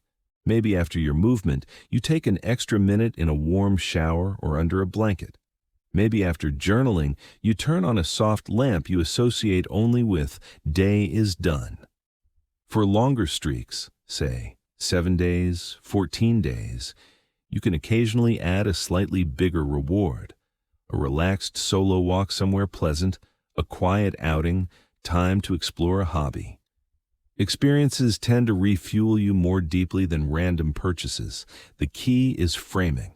You're not bribing yourself. Do this and then you're finally allowed to exist.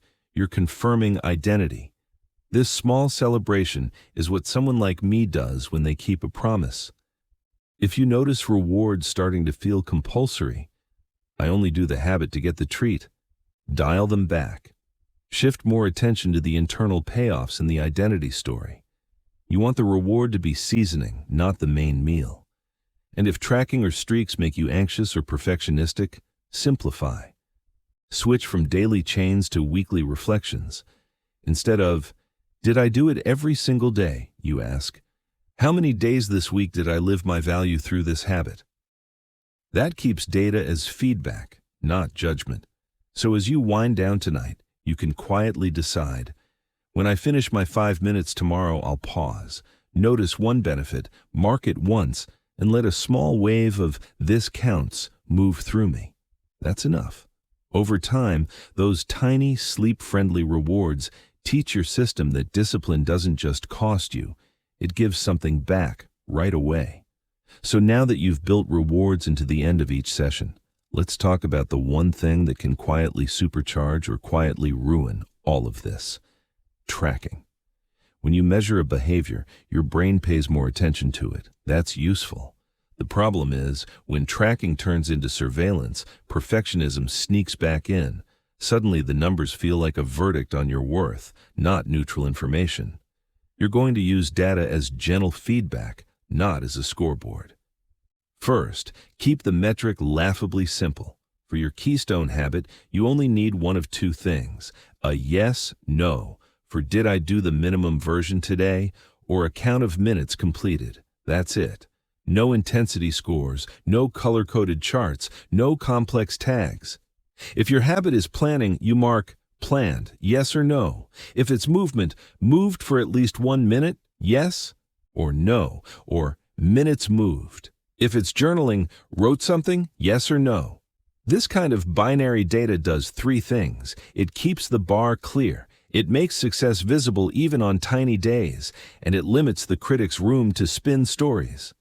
Second, choose one place for your data to live: a small notebook, a simple monthly calendar on the wall, a basic note on your phone. Every extra app, every extra field you might as well track adds friction. Remember, you're not building a dashboard for investors. You're building a quiet mirror for yourself. Third, set a rhythm. Daily mark, weekly review. Daily, you mark today. 1 dot, 1 check, 1 yes. This takes seconds and pairs easily with your reward ritual. Then you leave it alone. Once a week, at a calm moment, you look back. Ask 3 questions. How many days did I show up at all? When was it easiest? When was it hardest? And what else was happening then? You're looking for patterns, not proof that you're good or bad. Maybe you notice that days with earlier bedtimes almost always have a yes the next day. That's sleep showing up in your data. Maybe you see that on heavy social days, your evening habit slips. That's a cue to protect that slot more carefully or to choose a lighter version for those nights. If the act of looking at the data makes your chest tighten or your thoughts spike into judgment, you have permission to scale back. You might switch to a weekly, "Did I do it at least 3 days?" instead of daily marks. Or you stop marking misses altogether and only mark days you showed up. The point is to make the feedback feel usable, not shaming. This applies to sleep tracking as well. Sleep data can be helpful for spotting trends. When I go to bed before this time, I feel clearer. Or, heavy screens late correlate with restless nights. But if you wake up and immediately judge your entire day because a device gave you a low score, the tool is running you, not the other way around. So if you use sleep tracking, zoom out. Look at weeks, not single nights. Ask, is my average improving as I respect my wind down and my keystone habit? Use it as a compass, not a courtroom. There's one more rule. If tracking increases your anxiety or perfectionism beyond a mild nudge, simplify or pause it. You're allowed to take a break from counting and simply focus on showing up. Your identity is not someone who fills perfect grids. It's someone who quietly keeps aligning actions with values. Tonight, as you drift, you can decide on the smallest possible system. 1 mark per day, 1 moment per week to glance back, and a promise to treat whatever you see as information to adjust with, not ammunition to attack yourself. So now that you're tracking gently, we need to deal with the biggest threat to long-term consistency: perfectionism. Perfectionism sounds noble on the surface. I just have high standards. I like to do things right, but under stress it behaves less like excellence and more like fragility. Perfectionism says, if I can't do it fully perfectly and every day, it doesn't count. So the moment life gets messy, your habit misses once, and that rigid standard snaps. The story becomes, the streak is broken, what's the point? And you drop the behavior entirely. Real discipline, the kind that lasts, is almost the opposite. It's tolerant of small misses. It treats variation as normal. It respects effort on bad days. It's willing to be imperfect as long as it's still moving in the right direction. To shift from perfectionism to discipline, you have to change what failure means. Instead of proof I'm broken, failure becomes data. When you miss your keystone habit, you don't shrug it off or attack yourself. You do something quieter and more useful. You ask, what made it hard today? You're running a small experiment review. Was it energy? Did poor sleep, heavy stress, or illness drain your capacity? Was it schedule? Did an unexpected event land right on top of your habit window? Was it emotion? Did anxiety, sadness, or irritation make the habit feel heavier than usual? Was it design? Was the time wrong, the cue vague, the minimum still too big? Each answer points to an adjustment, not a verdict. If it was energy, the data might be saying, your current sleep window isn't supporting this habit. So the change is upstream. Protect your wind down, shift the habit earlier, or run the 1-minute version on low sleep days. If it was schedule, the data might say, this slot is too vulnerable to interruptions. So you experiment with a different anchor, after a meal, after work, right after waking. If it was emotion, you might need more emotional scaffolding, temptation bundling, kinder self-talk, smaller steps. You design comfort into the experience instead of demanding brute force. If it was design, you shrink again. 5 minutes becomes 2. 2 becomes 1. Perfectionism hates that. But your nervous system relaxes and the behavior becomes possible again. Here's a question that cuts through perfectionism in an instant. What's the next right move I can still make from where I actually am? Not from where you wish you were. Not from where a fictional, endlessly disciplined version of you would be. From here. Maybe you missed your evening planning. It's late and you're already in bed, frustrated. The perfectionist rulebook says, you failed today. Start over tomorrow, maybe. The next right move lens asks, is there a 30-second repair I can do without harming my sleep? You might grab your phone, open a note, and type 3 bullets for tomorrow. Then you close it and rest. Is that perfect? No. Is it data that says even on bad days I still do something? Yes. Over time, these tiny repairs protect your identity more than long streaks ever did. You start to see yourself as someone who comes back quickly, not someone who either never misses or collapses when they do. That's what long-term performers actually look like. Not flawless, but resilient. There's one hard boundary here. You never use missed days as fuel for self-punishment. If you catch the critic saying, you blew it, so now you have to double tomorrow, pause. Doubling tomorrow usually means skipping again. Instead, you calmly return to your minimum. The rule becomes, after a miss, I resume at the easiest version, not at a penalty version. That's how you break the all-or-nothing cycle. You allow yourself to be human, to have off days, to respond to life. And you keep asking the same quiet question. What does this miss teach me about how to design tomorrow better? That's not failure. That's the work. So now that you've softened perfectionism, there's one more layer to add, planning for relapse before it happens. Relapse sounds dramatic, but here it just means this. There will be stretches when your keystone habit drops for more than a day or two. Not because you're weak, because you're human. Every habit has phases. At first there's the honeymoon, where motivation is fresh and curiosity carries you. Then the dip hits. Stress spikes, schedules change, sleep wobbles, and your old patterns start tugging harder.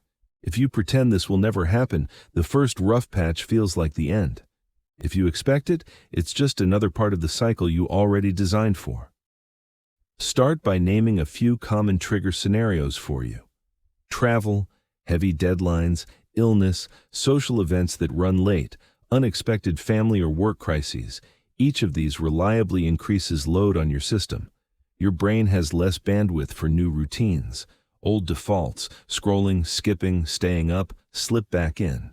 Your job isn't to prevent every trigger, it's to give future you a simpler playbook. That's where the minimum viable habit comes in.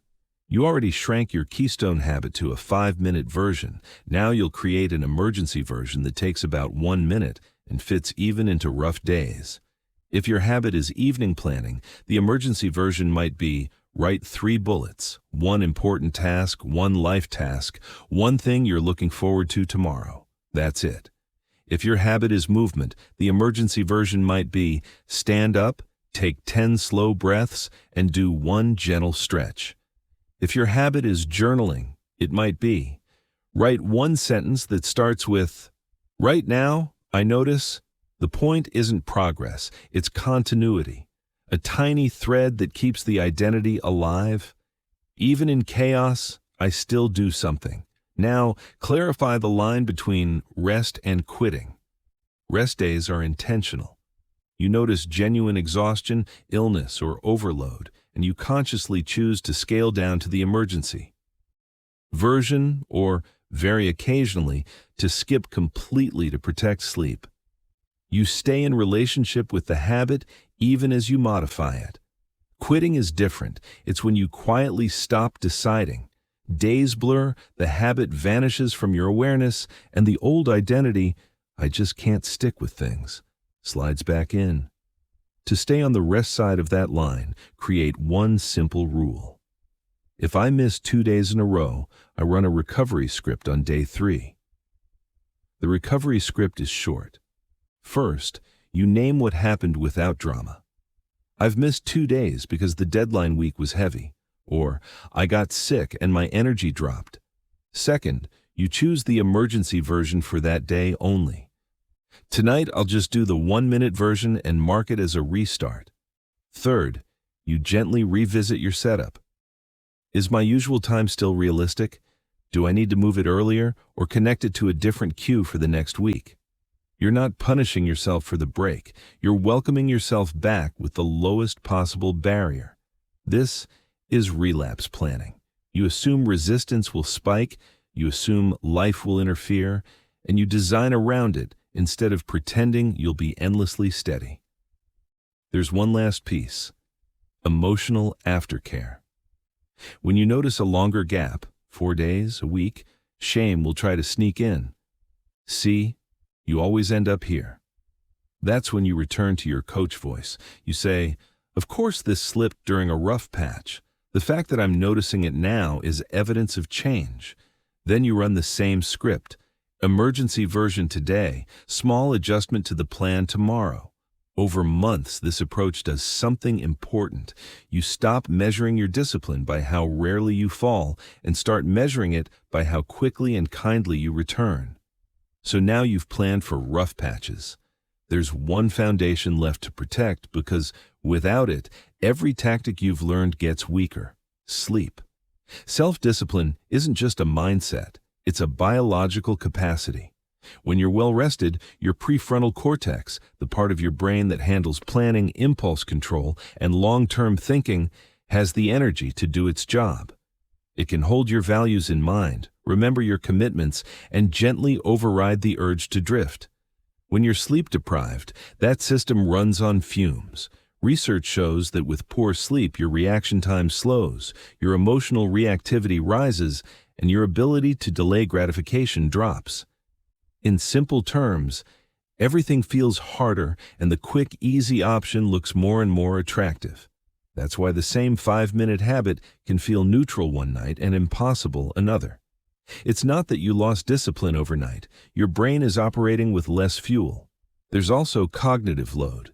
Think of your waking hours as a limited budget of mental bandwidth. Every decision, every interruption, every unresolved worry spends little of that budget. Sleep is when your brain does maintenance, clearing waste products, reorganizing memories, resetting certain systems, so you start the next day with more available capacity. When you cut sleep, you don't just feel tired. You start the day already in debt. Tasks look bigger, emotions feel closer to the surface. Micro frictions, opening the notebook, standing up to move, swell into full-sized barriers. So here's a crucial rule in this whole forbidden psychology system: any discipline strategy that regularly steals sleep to function is broken by design. If your habit works only when you stay up too late, wake too early, or cram tasks into the hours your body needs to repair itself, the cost is higher than the benefit. Over time, your productivity, mood, and health all pay for that bargain. Instead, you're going to treat sleep as the first keystone habit underneath your chosen keystone habit. You don't have to become an expert in sleep science. You just need a basic protocol that supports impulse control and recovery. Start with a consistent wake time, as stable as your life allows. Your body anchors its circadian rhythm, your internal 24-hour clock, more to when you wake than to when you sleep. Waking around the same time helps your energy curve become predictable. That predictability makes it easier to know when your brain can actually handle your habit. Next, build a simple wind-down ritual. For the last 30 to 60 minutes before bed, you're signaling, "We're closing the day." That might mean dimming lights, reducing intense screens, doing your 5-minute habit, and then shifting to quiet, low-stakes activities: light reading, stretching, soft audio. You're not trying to create a perfect routine. You're creating a repeatable pattern your nervous system can recognize. Light control matters more than most people realize. Bright, blue, heavy light in the late evening tells your brain it's still daytime. That delays the natural release of melatonin, the hormone that helps you fall asleep. So as part of your discipline system, you treat strong screens and overhead lights as things to dial down, not blast, in the hour before bed. Tie your keystone habit into this base layer instead of fighting it. If your habit is evening-based, planning, journaling, gentle movement, you place it inside the wind-down window, not after it. Your 5 minutes become part of how you close the day, not a task you chase when you should already be asleep. If your habit fits better in the morning, brief movement, a short focus block, you protect it by protecting the night before. Going to bed half an hour earlier is sometimes the most disciplined move you can make for tomorrow's behavior. This is where identity comes back in. Rather than, I'm the kind of person who grinds no matter what, you shift to, I'm the kind of person who guards my sleep because that's how I make good decisions. When you feel the pull to sacrifice rest, answer one more message, watch one more episode, add one more task, you quietly ask, is this worth weakening tomorrow's brain? Most of the time, the answer is no. As you lie here now, you don't need to overhaul everything at once. Just let one simple thought settle. My discipline lives on top of my sleep. Protecting rest is part of the habit, not the enemy of it. From that base, every 5-minute promise you make to yourself tomorrow becomes easier to keep. So now that you've grounded discipline in sleep, let's zoom in one layer closer. When, in your day, your brain is actually built to cooperate, that pattern is guided by your circadian rhythm, your internal 24-hour clock. You can think of it like a performance wave that rises and falls across the day. It's influenced by light, temperature, movement, food, and timing. You already feel it, even if you don't call it by name. The times you naturally feel clearer, the times you feel foggier, the times you reliably get a second wind. Most people try to build habits without respecting that wave. They drop a demanding task at a random hour and then call themselves undisciplined when it feels uphill. In reality, they just scheduled it against their biology.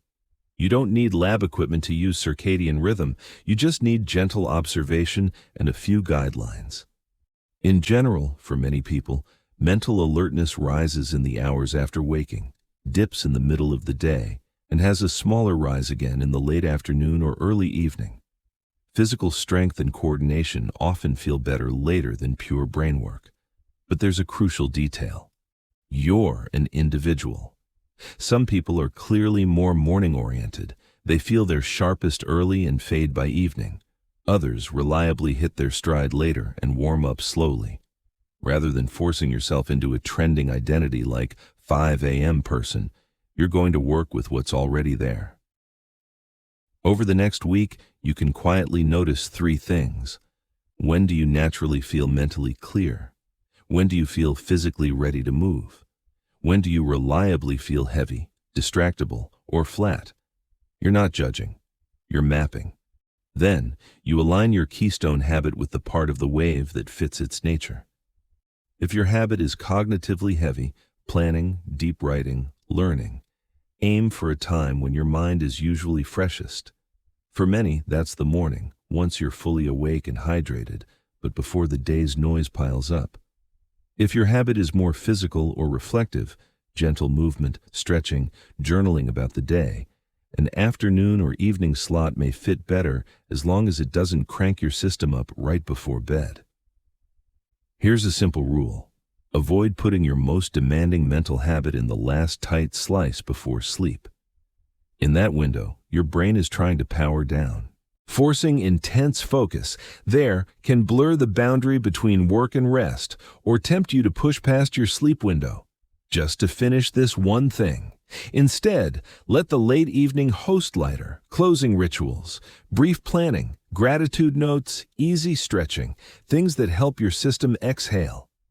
Another way to harness timing is to tether your habit to an existing daily anchor instead of the clock alone. Anchors are recurring events your body already tracks: waking up, making coffee or tea, finishing work, brushing your teeth, sitting down in bed. When you say, after I pour my coffee, I do my 5-minute habit, your brain uses that anchor as a cue, even if the literal time shifts a bit.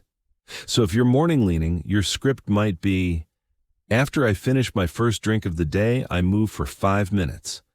If you're evening leaning, after I turn off my main light, I open my notebook and plan for 5 minutes. The exact minute matters less than the relative position in your rhythm. There's also flexibility here. Life won't let you guard the same slot perfectly forever. That's why you designed emergency versions, but where possible, keep your main habit in the same general energy zone, not slammed into your most exhausted point, not competing with your deepest sleep drive. As you lie here now, you don't need to figure out your whole chronotype. Just let one question float to the surface. When, in my usual day, Does this habit feel most doable? Not ideal, just least uphill. That's the slope you're going to use, not to avoid effort, but to stop wasting it fighting the wrong part of the wave.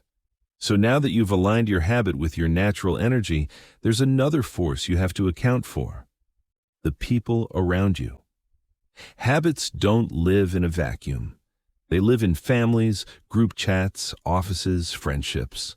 And some of those environments quietly sabotage your discipline without ever meaning to.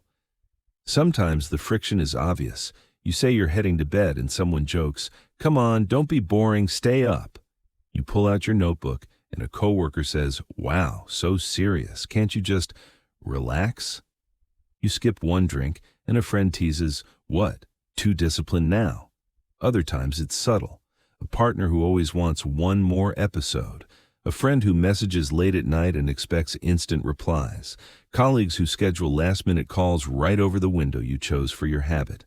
None of this makes them villains. It just means their default patterns don't match the system you're building. Your nervous system is wired to care about belonging. When your new behavior seems to threaten connection by making you look different, too serious, or no fun, your doer gets nervous. It whispers, "Just go along, we can skip tonight." So the work here isn't to fight everyone, it's to reduce unnecessary friction and protect a small pocket of time where your discipline can breathe. Start by noticing the patterns without judgment. Who, in your life, regularly nudges you away from your habit or from sleep? Is it mostly playful teasing, genuine concern, or their own fear of being left behind? Are there specific phrases that hook you, like, "Come on, it's not a big deal," or "You can be disciplined tomorrow"? Seeing these clearly helps you prepare gentle responses instead of reacting in the moment. You don't need big speeches. You need calm, neutral language that sets a boundary without inviting a debate. Phrases like, "This is something I'm experimenting with. I've promised myself 5 minutes. I'll join you right after. I'm trying a new wind-down routine for my sleep. I'll catch up tomorrow." You're not asking permission. You're informing. If someone pushes, "Seriously? For that?" you can repeat, still calm, "Yeah, I know it's small. I'm just seeing what happens if I'm consistent with it." Notice the frame. Experiment, not ultimatum. People argue less with experiments. There will be cases where teasing crosses into disrespect, or where someone repeatedly undermines you even after you've been clear. That's where you add structure.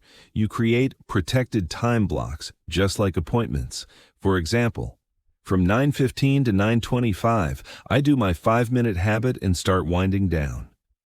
You treat that window the way you'd treat a brief call with someone important. You don't casually blow it off. If you share space with others, you can mention it once, simply, "Most nights around this time, I'll be doing a quick thing for myself and heading towards sleep." Then you quietly follow through. You don't need everyone to understand your habit. You need them to get used to it. There's also an inner layer of social friction, the stories you think others are telling about you. You might fear they see you as rigid, obsessive, or too into self-help. That fear alone can pull you away from your plan, even if no one says a word. Here, identity language helps again. Instead of, "I'm becoming someone who doesn't have fun," reframe as, "I'm becoming someone who takes their future self seriously for 5 minutes a day." That's a very different story to stand in when someone rolls their eyes. And remember, your goal isn't to convert anyone or prove anything. It's to quietly build one keystone habit that supports your sleep and performance.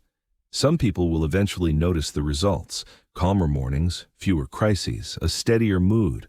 A few may become curious, others may not. Either way, your system doesn't depend on their approval. If there are people in your life who are genuinely supportive, even if they don't share your habit, you can gently enlist them. A simple, low-pressure ask like, "Hey, I'm trying this 5-minute evening thing. If you see me on my phone really late, just remind me I said I'd be in bed," can turn potential friction into soft accountability. But you choose carefully. You're looking for those who respect boundaries, not those who will police you. As you drift towards sleep, you might let one question surface: who in my world makes this habit easier, and who makes it harder? not to blame, just to understand the terrain. From there, you can start doing what you've been doing with your own mind all along, designing around the friction, protecting a small space, and letting your new identity grow quietly inside it. So now that you've started handling social friction, let's talk about using people not as obstacles, but as quiet allies. Ethical accountability. Left alone with your thoughts, it's easy for the planner to whisper big promises and for the doer to quietly ignore them. A simple way to close that gap is to let one other human see whether you followed through, not to judge you, to witness you. Accountability works because your brain cares about consistency in front of others. When someone you respect expects a brief check-in, you're slightly more likely to show up for those 5 minutes, even on low motivation days. The key is making that pressure light, not crushing. First, define healthy accountability. Healthy accountability is supportive and curious. The tone is, how did it go? Not, explain yourself. It assumes you're doing your best inside real constraints, and it treats misses as information, not moral failures. Toxic accountability is different. It uses shame, sarcasm, or control. It sounds like, seriously, you couldn't even do that? Or, wow, you failed again. That style might push short bursts of performance, but it shreds self-trust and sleep. You're only interested in the first kind. So choose one person, not a committee, who already tends to respect your boundaries. This could be a friend, a partner, a colleague, or someone you mostly know online. What matters is that when you tell them no or not tonight, they don't turn it into a drama. Then keep the ask extremely small. You might say, I'm experimenting with a 5-minute habit in the evenings to support my sleep and focus. Would you be okay if I send you a quick message once a week, just saying, did it, or missed a couple, no details needed? Notice a few things in that script. You call it an experiment. That keeps it flexible. You define the frequency, weekly, not constant pings. You make it clear they don't need to coach or fix you. They're just a gentle mirror. If weekly feels too big at first, start with a single commitment. Can I text you next Sunday and tell you how many days I did my 5 minutes? One check-in, then you can both decide whether to continue. You also build in an opt-out for both of you. You can say, right up front, if this ever feels annoying or heavy, please tell me. We can stop or change it. And you silently give yourself the same permission. If their responses start to feel shaming, intrusive, or anxious, you're allowed to end the arrangement. Accountability is a tool, not a chain. There's another ethical line. This system is about witnessing effort, not policing results. Ask your person not to demand explanations. Instead, they can use neutral prompts like, how did your experiment go this week? If you say, rough, only 2 days, a supportive response might be, thanks for being honest. What helped on the days you did it? No lectures, no diagnosis, just space to notice patterns. If you prefer less direct contact, you can use softer forms of external eyes. You could put a minimal tracker in a place a few people will occasionally see, on the fridge near your desk, without announcing it. Knowing that others might glance at the growing chain can be enough of a nudge without formal check-ins. Or you can join a small group or forum where people briefly share, I did my 5 minutes today, with no pressure to describe more. Whatever form you choose, remember the aim. A light, steady, human reminder that your 5-minute promise matters. Not because your worth depends on it, but because you told yourself and one other person that you're practicing a new way of living. If at any point accountability starts to raise your anxiety, disturb your sleep, or trigger old patterns of people-pleasing, you step back. You reduce frequency, change partners, or pause entirely. You're allowed to return to quiet, self-contained discipline for a while. As you rest now, you might gently consider one question. Who in my life could hold a small, kind space for this habit with no pressure, just presence? If someone's face comes to mind and your body feels a little calmer, that's a good sign. So now that you've tuned all these individual levers, identity, environment, timing, rewards, It's time to assemble them into one simple, repeatable ritual. Think of this as your daily discipline script, not a rigid routine you have to obey perfectly, but a short sequence that runs almost the same way each day with enough flexibility to survive real life. The structure has 4 parts: cue, prep, habit, reward. Start with the cue. Your cue is the reliable event that tells your system we're about to do the thing. You've already thought about anchors: waking up, finishing work, brushing your teeth, turning off a main light. Choose one that already happens almost every day and place your keystone habit directly after it. Instead of, sometime tonight I'll plan, it becomes, after I turn off the living room light, I sit on the bed and plan for 5 minutes. Instead of, I'll try to move in the morning, it becomes, after I finish my first drink, I move for 5 minutes. That's the cue.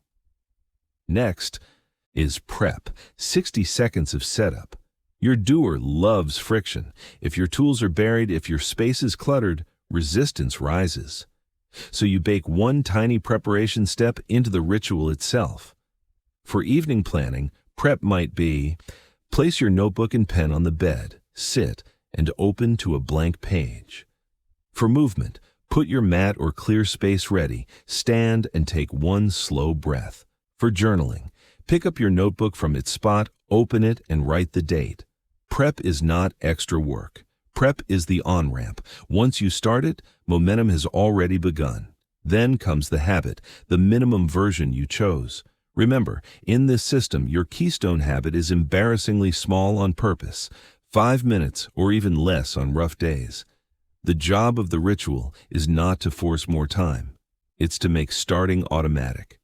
So your internal script sounds like, after cue, I do my 60-second setup, then I habit for at least 5 minutes. You don't argue with yourself about doing more or less in that moment. You simply show up for the minimum. If, once you're in motion, you naturally feel like going longer, that's a bonus, not the requirement. Finally, the reward. You already know this.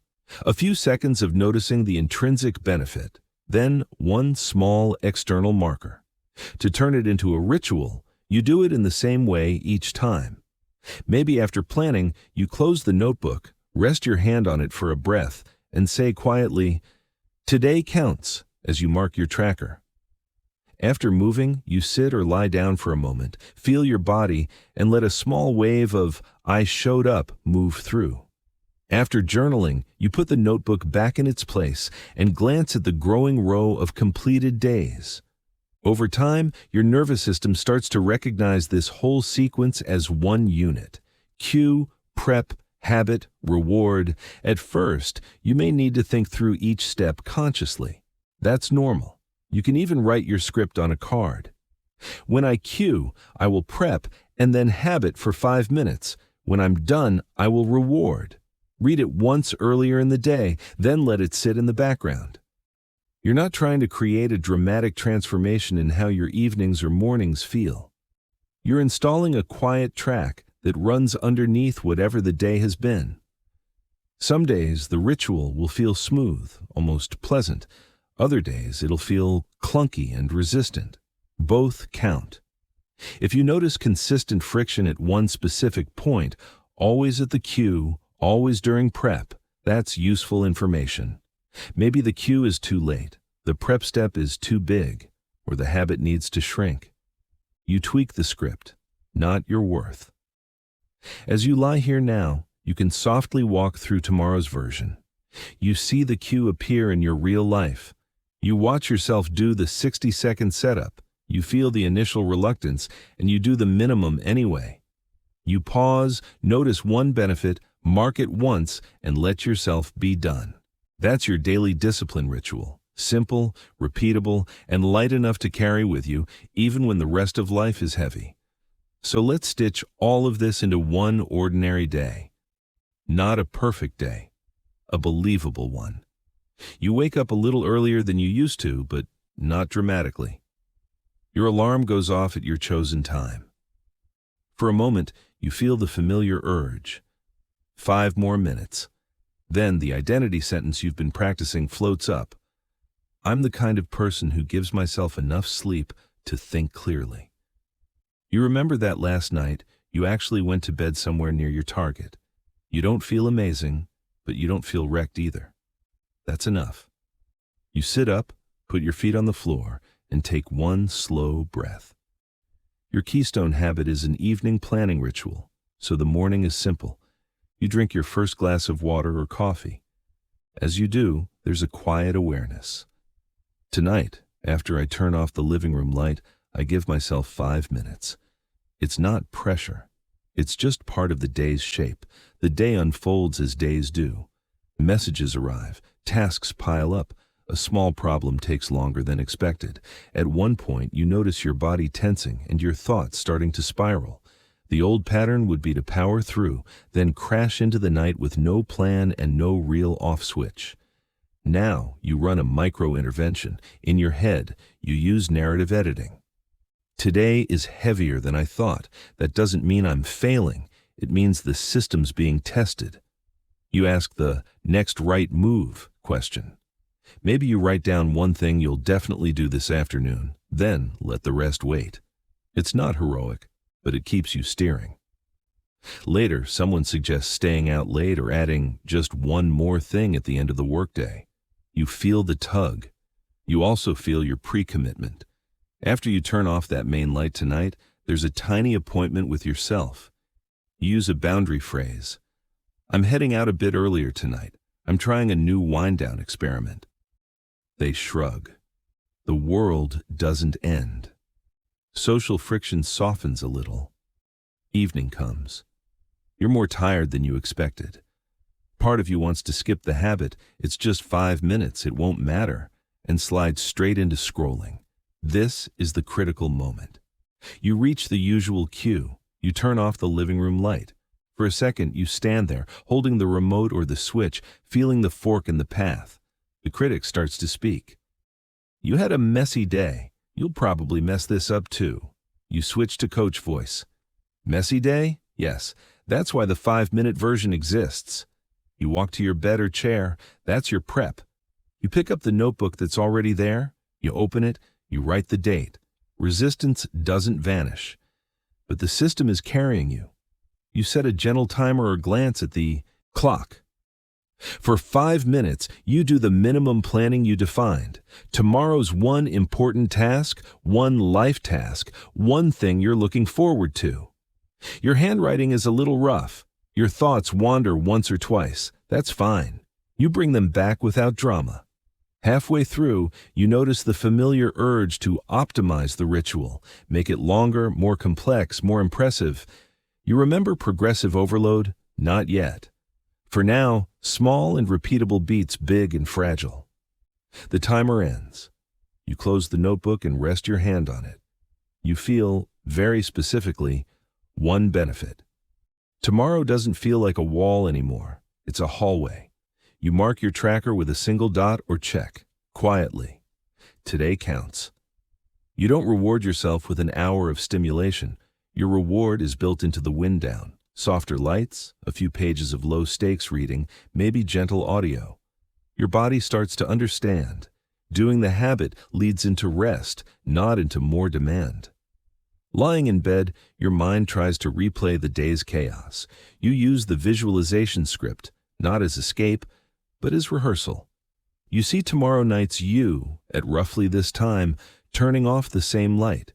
You see them sit, open the notebook, and do the same 5 minutes, even if the day was imperfect. It's a calm, unremarkable scene. You let identity dissonance work for you in the background. The phrase, "I'm not the person who abandons myself for weeks anymore," passes through gently. Not as a threat, but as a direction. If you missed yesterday, you don't magnify it. You name it once. I skipped last night because I was wiped. You ran your recovery script today, emergency version if needed, and now you're back. The streak isn't the prize. Returning is. As sleep edges closer, you notice something subtle. You didn't use any harsh self-talk to get here. You didn't bargain with pain or threaten future punishment. You nudged, framed, rehearsed, and designed. Forbidden psychology, turned inward, became something quiet. using the same levers that marketers, apps, and other people might use on you, but choosing calmly to point them toward one small promise that protects your sleep and your future. And tomorrow, when the light goes off again, you'll already know the script. So now that you've seen a realistic day, you might still feel a quiet fear underneath everything. What if I do all of this, and I still don't do it? That question matters, because if you ignore it, it turns into shame the first time you struggle. Instead, we'll treat it as another design problem. Start with this. There are real limits. Low mood, anxiety, trauma, ADHD-like symptoms, chronic pain, and fatigue can all reduce your available bandwidth. That's not a character flaw. It's your nervous system trying to manage overload. Psychology and psychiatry exist for a reason. If getting started on anything consistently feels like moving through concrete, if your sleep is broken no matter what you try, if your thoughts loop into hopelessness or panic, then the most disciplined move isn't to double your habit. It's to reach out, quietly, calmly, to a qualified professional. These tools you're learning are supports, not substitutes for care. They work best alongside therapy, medical evaluation, or coaching when needed, not instead of them. But let's come back to the common case. You're mostly functional, but you still find yourself skipping the habit more than you expected. First, assume the habit is mismatched or still too big, not that you're hopeless. Ask 3 questions. Is this habit solving the bottleneck that actually hurts the most right now? Is my minimum version truly friction-free on my worst day? Is my timing colliding with something that always wins? If focus is your biggest struggle, but your habit is complex journaling at night, you may be aiming at the wrong leverage point. A tiny morning planning ritual might serve you better. If 5 minutes still feels like climbing a hill, it might not be 5 minutes of time. It might be 5 minutes of emotional weight. Shrink the scope, not just the clock. For example, instead of plan the whole day, you plan just the first hour. Instead of move for 5 minutes, you stand, breathe, and take 10 steps. If your chosen time keeps getting overrun by work, kids, or social noise, that's data. Move the habit to a quieter edge of the day, or anchor it to something less interruptible, like getting into bed or waking up. Second, look at your environment with ruthless kindness. If your phone is always within reach, lit up with notifications, your nervous system is already half hooked before the cue. Turning off one category of alerts, moving the charger out of reach, or deleting a single high-pull app during your habit window can change the entire feel of those 5 minutes. Small environmental edits often beat big motivational speeches. Third, check your self-talk for hidden loopholes. Phrases like, "I'll start when things calm down," or "tonight doesn't really matter," are soft exits. Replace them with clearer, more honest lines. "Tonight does matter, but it only needs to matter for 1 minute. Things might not calm down soon. That's why I'm practicing this during chaos." You're not attacking yourself. You're closing escape hatches that never actually made you feel better. Fourth, reconnect your habit to your values. If you notice yourself thinking, "Who cares?" it usually means the link between the action and what you care about has gone fuzzy. Gently restate it. "I do this tiny planning ritual because I value being kind to my future self. I move for 5 minutes because I value having a brain that can focus for the people I care about." Values give the habit a reason to exist beyond streaks. There's also this truth. Some days, despite all of this, you still won't do it. When that happens, the work is simple and hard at once. You name it without drama. You refuse to turn it into a story about your worth. You use it as a prompt to adjust one variable: size, timing, environment, or support. And if you notice that even 1-minute versions feel unreachable most days, or that your energy is collapsing in ways that scare you, that's your sign to stop optimizing and get real support. You're not a project. You're a person. As you lie here, you can let one commitment settle. If I still don't do it, I won't attack myself. I'll either make it smaller, move it, redesign my surroundings, or ask for help. That's not failure. That's discipline, applied to the system instead of the self. So now that you know what to do when you struggle, let's talk about what to do when 5 minutes starts to feel easy. If you never adjust the challenge, your brain gets bored. When that happens, the habit becomes easier to skip because it no longer feels meaningful. The solution isn't a huge upgrade. It's something borrowed from strength training: progressive overload. The idea is simple. You increase difficulty slowly and deliberately, just enough that your system adapts without breaking. Right now, your keystone habit probably has a clear minimum: 5 minutes of planning, a tiny movement block, a short journaling window. That's your empty bar. You can lift it even on rough days. Progressive overload asks, how can I add a little weight on good days while keeping the empty bar available on bad days? There are 3 main levers you can adjust: duration, complexity, and intensity. Duration is the easiest to see. If 5 minutes feels solid for a couple of weeks, no major dread, most days a simple yes, you might test 7 minutes on days when you have the energy. Not every day, not as a new rule, just as an optional stretch. You could think in gentle cycles: 2 or 3 weeks at 5 minutes, 1 week where some days touch 7 or 8, then back to 5 as your new comfortable baseline. Complexity means adding a bit more structure inside the same time. If your planning habit is write 3 bullets, increased complexity might be still 3 bullets, but 1 for work, 1 for life, 1 for rest. Or you add a tiny reflection line: what made today easier? You're not stuffing the 5 minutes with tasks. You're enriching the quality of what happens there. Intensity is about how focused or effortful the minutes feel. For movement, that might mean slightly more deliberate breathing or 1 additional simple exercise. For journaling, it might mean gently touching a slightly more vulnerable topic once in a while, then returning to lighter notes. Here's the rule that keeps this safe: you only change 1 variable at a time. If you extend duration, you don't also crank up complexity and intensity. If you experiment with a deeper question in your journal, you don't also double the time. This way, when resistance changes, you know what caused it. You also watch for clear signs of overload. If you start to feel a growing sense of dread before the habit, if you notice your sleep getting worse because you're pushing to complete a better version, or if irritability spikes around your ritual, that's feedback. It doesn't mean you're weak. It means the load jumped too fast. In strength training, you don't respond to a strained muscle by yelling at it. You deload. You lower the weight. You rest. You rebuild. You'll do the same here. If your upgraded version starts to feel heavy, you calmly walk it back. You say, for the next week, I'm returning to the old minimum and focusing on ease. You treat that not as regression, but as consolidation. Letting the habit's new identity sink in fully, it can help to think in small waves: 2 to 3 weeks, stable at your current minimum; 1 week, gentle experiment, slightly longer or slightly richer. Then back to the minimum as your standard, with the option of those expansions when life is light.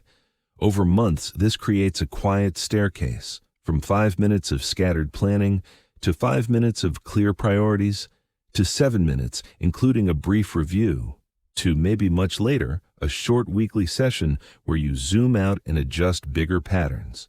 You never force the next step before the current one feels sturdy. And through all of it, the rule from earlier holds.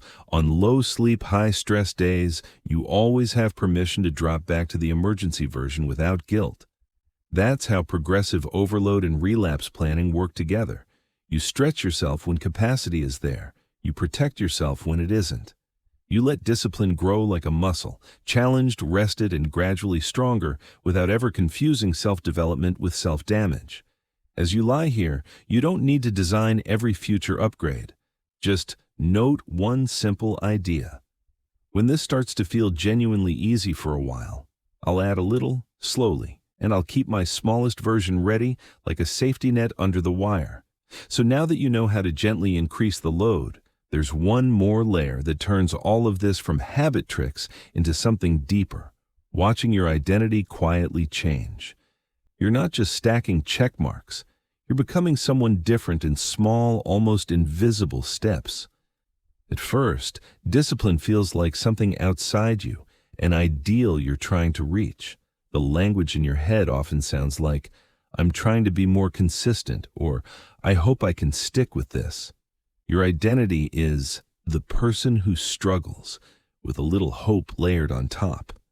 Over weeks, if you keep showing up for your 5 minutes, that language starts to shift.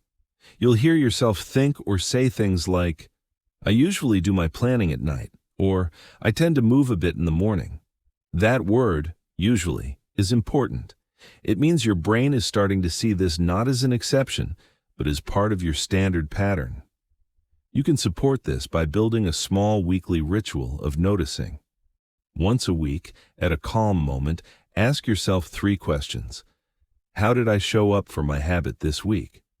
What did I do differently compared to a month ago? What kind of person does this pattern belong to? You don't need long essays. A few lines in a notebook or a note app are enough. Maybe you write, "I did my 5 minutes 4 days out of 7, even after tough evenings." Then you add, "This sounds like someone who doesn't abandon themselves when life gets noisy." You're not flattering yourself. You're labeling real behavior. Over time, these small labels start replacing older, heavier ones like, "I'm unreliable," or "I always fall off." You're giving your brain new evidence to work with. You can track this evolution more directly with a simple prompt. How do I see myself now compared to 4 weeks ago? At first, the answers might feel small. A bit more organized, slightly kinder to my future self, less chaotic at night. That's fine. Subtle is honest. You're looking for direction, not drama. Another sign of identity shift is how you react when you miss a day. Old identity says, "Typical, this is what I do." New identity says, "That was a miss and I know how to come back." The feeling is different. There's less collapse, more quiet problem solving. You can help this along by capturing proof moments when they happen. Maybe you chose to leave an event a little earlier to protect your wind down. Maybe you did the 1-minute emergency version after a long day. Maybe you spoke to yourself like a coach instead of a critic. When you notice one of these, mentally tag it. Evidence. If you like, write 1 sentence about it. "Tonight I left my screen earlier than usual. That's something present me did for future me." These tiny acknowledgments accumulate. Identity shift is also about where your discipline energy spills over. You may start noticing that because evenings are calmer, mornings feel less frantic, or that because you move for 5 minutes, you reach for slightly better food without thinking too hard. You didn't set explicit goals there. They emerged from the new base identity. I'm someone who takes small, steady care of myself. You can note these side effects during your weekly reflection. What else in my life feels a little more stable, even though I didn't target it directly? Over months, discipline stops feeling like a performance and starts feeling like background. You don't wake up every day thinking, "Will I do my habit?" It's more like brushing your teeth. Occasionally annoying, sometimes skipped, but fundamentally part of how you move through the world. That's the real forbidden shift. You're no longer the person trying to manipulate themselves into action. You're the person whose systems quietly express who they are. As you lie here now, you don't have to force that transformation. You just keep making small, observable promises. And then, once in a while, you look back and notice that the person keeping them feels a little more familiar, a little more trustworthy each week. So now you've seen all these pieces in motion. Identity, 5-minute rules, sleep, environment, social friction. It can feel like a lot. Let's compress everything into one simple mental map you can carry around. Think of your system as a loop with 4 stages: design, act, observe, adjust. In the design phase, you set the stage before willpower ever enters. Here, you choose your keystone habit and shrink it to the minimum. You tie it to a cue in your real life, not a vague intention. You place the tools in easy reach. You define your identity sentence and your values link. I do this because I value. You also draw your ethical lines. You decide, while calm, that sleep, basic health, and self-respect are non-negotiable. No discipline strategy is allowed to cross into self-harm, starvation, punishment, or chronic sleep loss. That's what makes this forbidden psychology safe. You're using powerful levers, but inside clear walls. Then comes ACT. This is the moment of the cue, the 60-second prep and the 5-minute habit. It's where you lean on all the psychological tools you've wired in. Narrative editing, to frame effort as proof of who you're becoming. Identity statements, to activate the type of person who. Loss aversion, when you remember that skipping means losing a little self-trust. Temptation bundling, if you've paired your habit with a small, enjoyable element. Constructed scarcity, when you treat this small window as your honest deadline for the day. You're not wrestling yourself. You're walking the path you laid out earlier. Next is observe. Instead of judging, you watch. Did the system run today? Where did it glitch? Was the cue solid but the prep clumsy? Did social friction appear? Did low sleep turn tiny steps into cliffs? You treat your behavior like data from a small personal experiment. One yes, one no, one emergency version, all of that is information about how your current design interacts with your real life. Then you adjust. You tweak one thing at a time, move the habit earlier or later, simplify the minimum, change where the notebook lives, soften your accountability check-in, strengthen a boundary phrase, or refine your wind down. Sometimes adjustment means progressive overload, making the habit slightly richer when it's stable. Sometimes it means deloading, returning to the easiest version when stress or fatigue spikes. Then the loop continues. Design a little better, act again, observe again, adjust again. Around this loop, the tools you've learned cluster into a few core levers: identity and narrative. How you talk to yourself about who you are and what effort means. Environment and pre-commitment, how you arrange your space, timing, and rules so the path of least resistance points toward the habit. Loss aversion, rewards, and deadlines, how you shape the emotional stakes so that doing the habit feels slightly safer than skipping it. Emotional awareness and micro-commitments, how you name resistance, shrink tasks, and use 5-minute or 1-minute versions to keep moving gently forward. What makes this framework forbidden isn't that the psychology is dark or mystical, it's that these levers are usually used on you. Apps, ads, platforms, and even well-meaning people design your environment, set your cues, create deadlines, and tell identity stories that serve their goals. You're simply reclaiming those same mechanisms and pointing them at one small behavior you chose within boundaries you decided. And at the base of the whole map is the rule you keep coming back to. Sleep, safety, and self-respect are not sacrifices you make for discipline. They're the foundation discipline stands on. If a tactic consistently leaves you more anxious, more exhausted, or more hopeless, it fails the test, no matter how clever it sounds. You step back, simplify, or seek support. That's part of the adjust phase, too. As you lie here now, you can hold this entire system lightly in your mind. Design with care. Act in small, repeatable ways. Observe without blame. Adjust with kindness. Everything you've heard folds into that loop. Tomorrow, when your chosen cue appears, you won't need to remember every concept. You'll only need one quiet question. What's the smallest, kindest action that keeps this loop moving tonight? So now we'll give everything you've learned one clear shape. A small contract with yourself. Nothing legal, nothing dramatic. Just a short written agreement that turns your keystone habit from an idea into something solid. As you rest here, you can build it in your mind first. Later, when you're awake, you'll put it somewhere you can see. The first line is simple. For the next 30 days, I'm experimenting with. Fill in the habit you've already been circling. Keep it small and concrete. 5 minutes of evening planning. 5 minutes of gentle movement after I wake. 3 minutes of journaling before I get into bed. Not getting my whole life together. One behavior, one window. The word experiment matters. It means you're gathering data, not proving your worth. Next, the identity sentence. Write one calm line that starts with, I'm the kind of person who gives my future self 5 minutes of attention each day. I'm the kind of person who moves my body a little, even on busy mornings. I'm the kind of person who closes the day on purpose, not by accident. You're not claiming perfection, you're stating a direction. Then you define when, where, and the minimum version. When it's time or cue, in place, I will do at least tiny version of my habit. For example, when I turn off the living room light in my bedroom, I will plan my next day for at least 5 minutes. Or, when I finish my first drink in the morning in the kitchen, I will move my body for at least 3 minutes.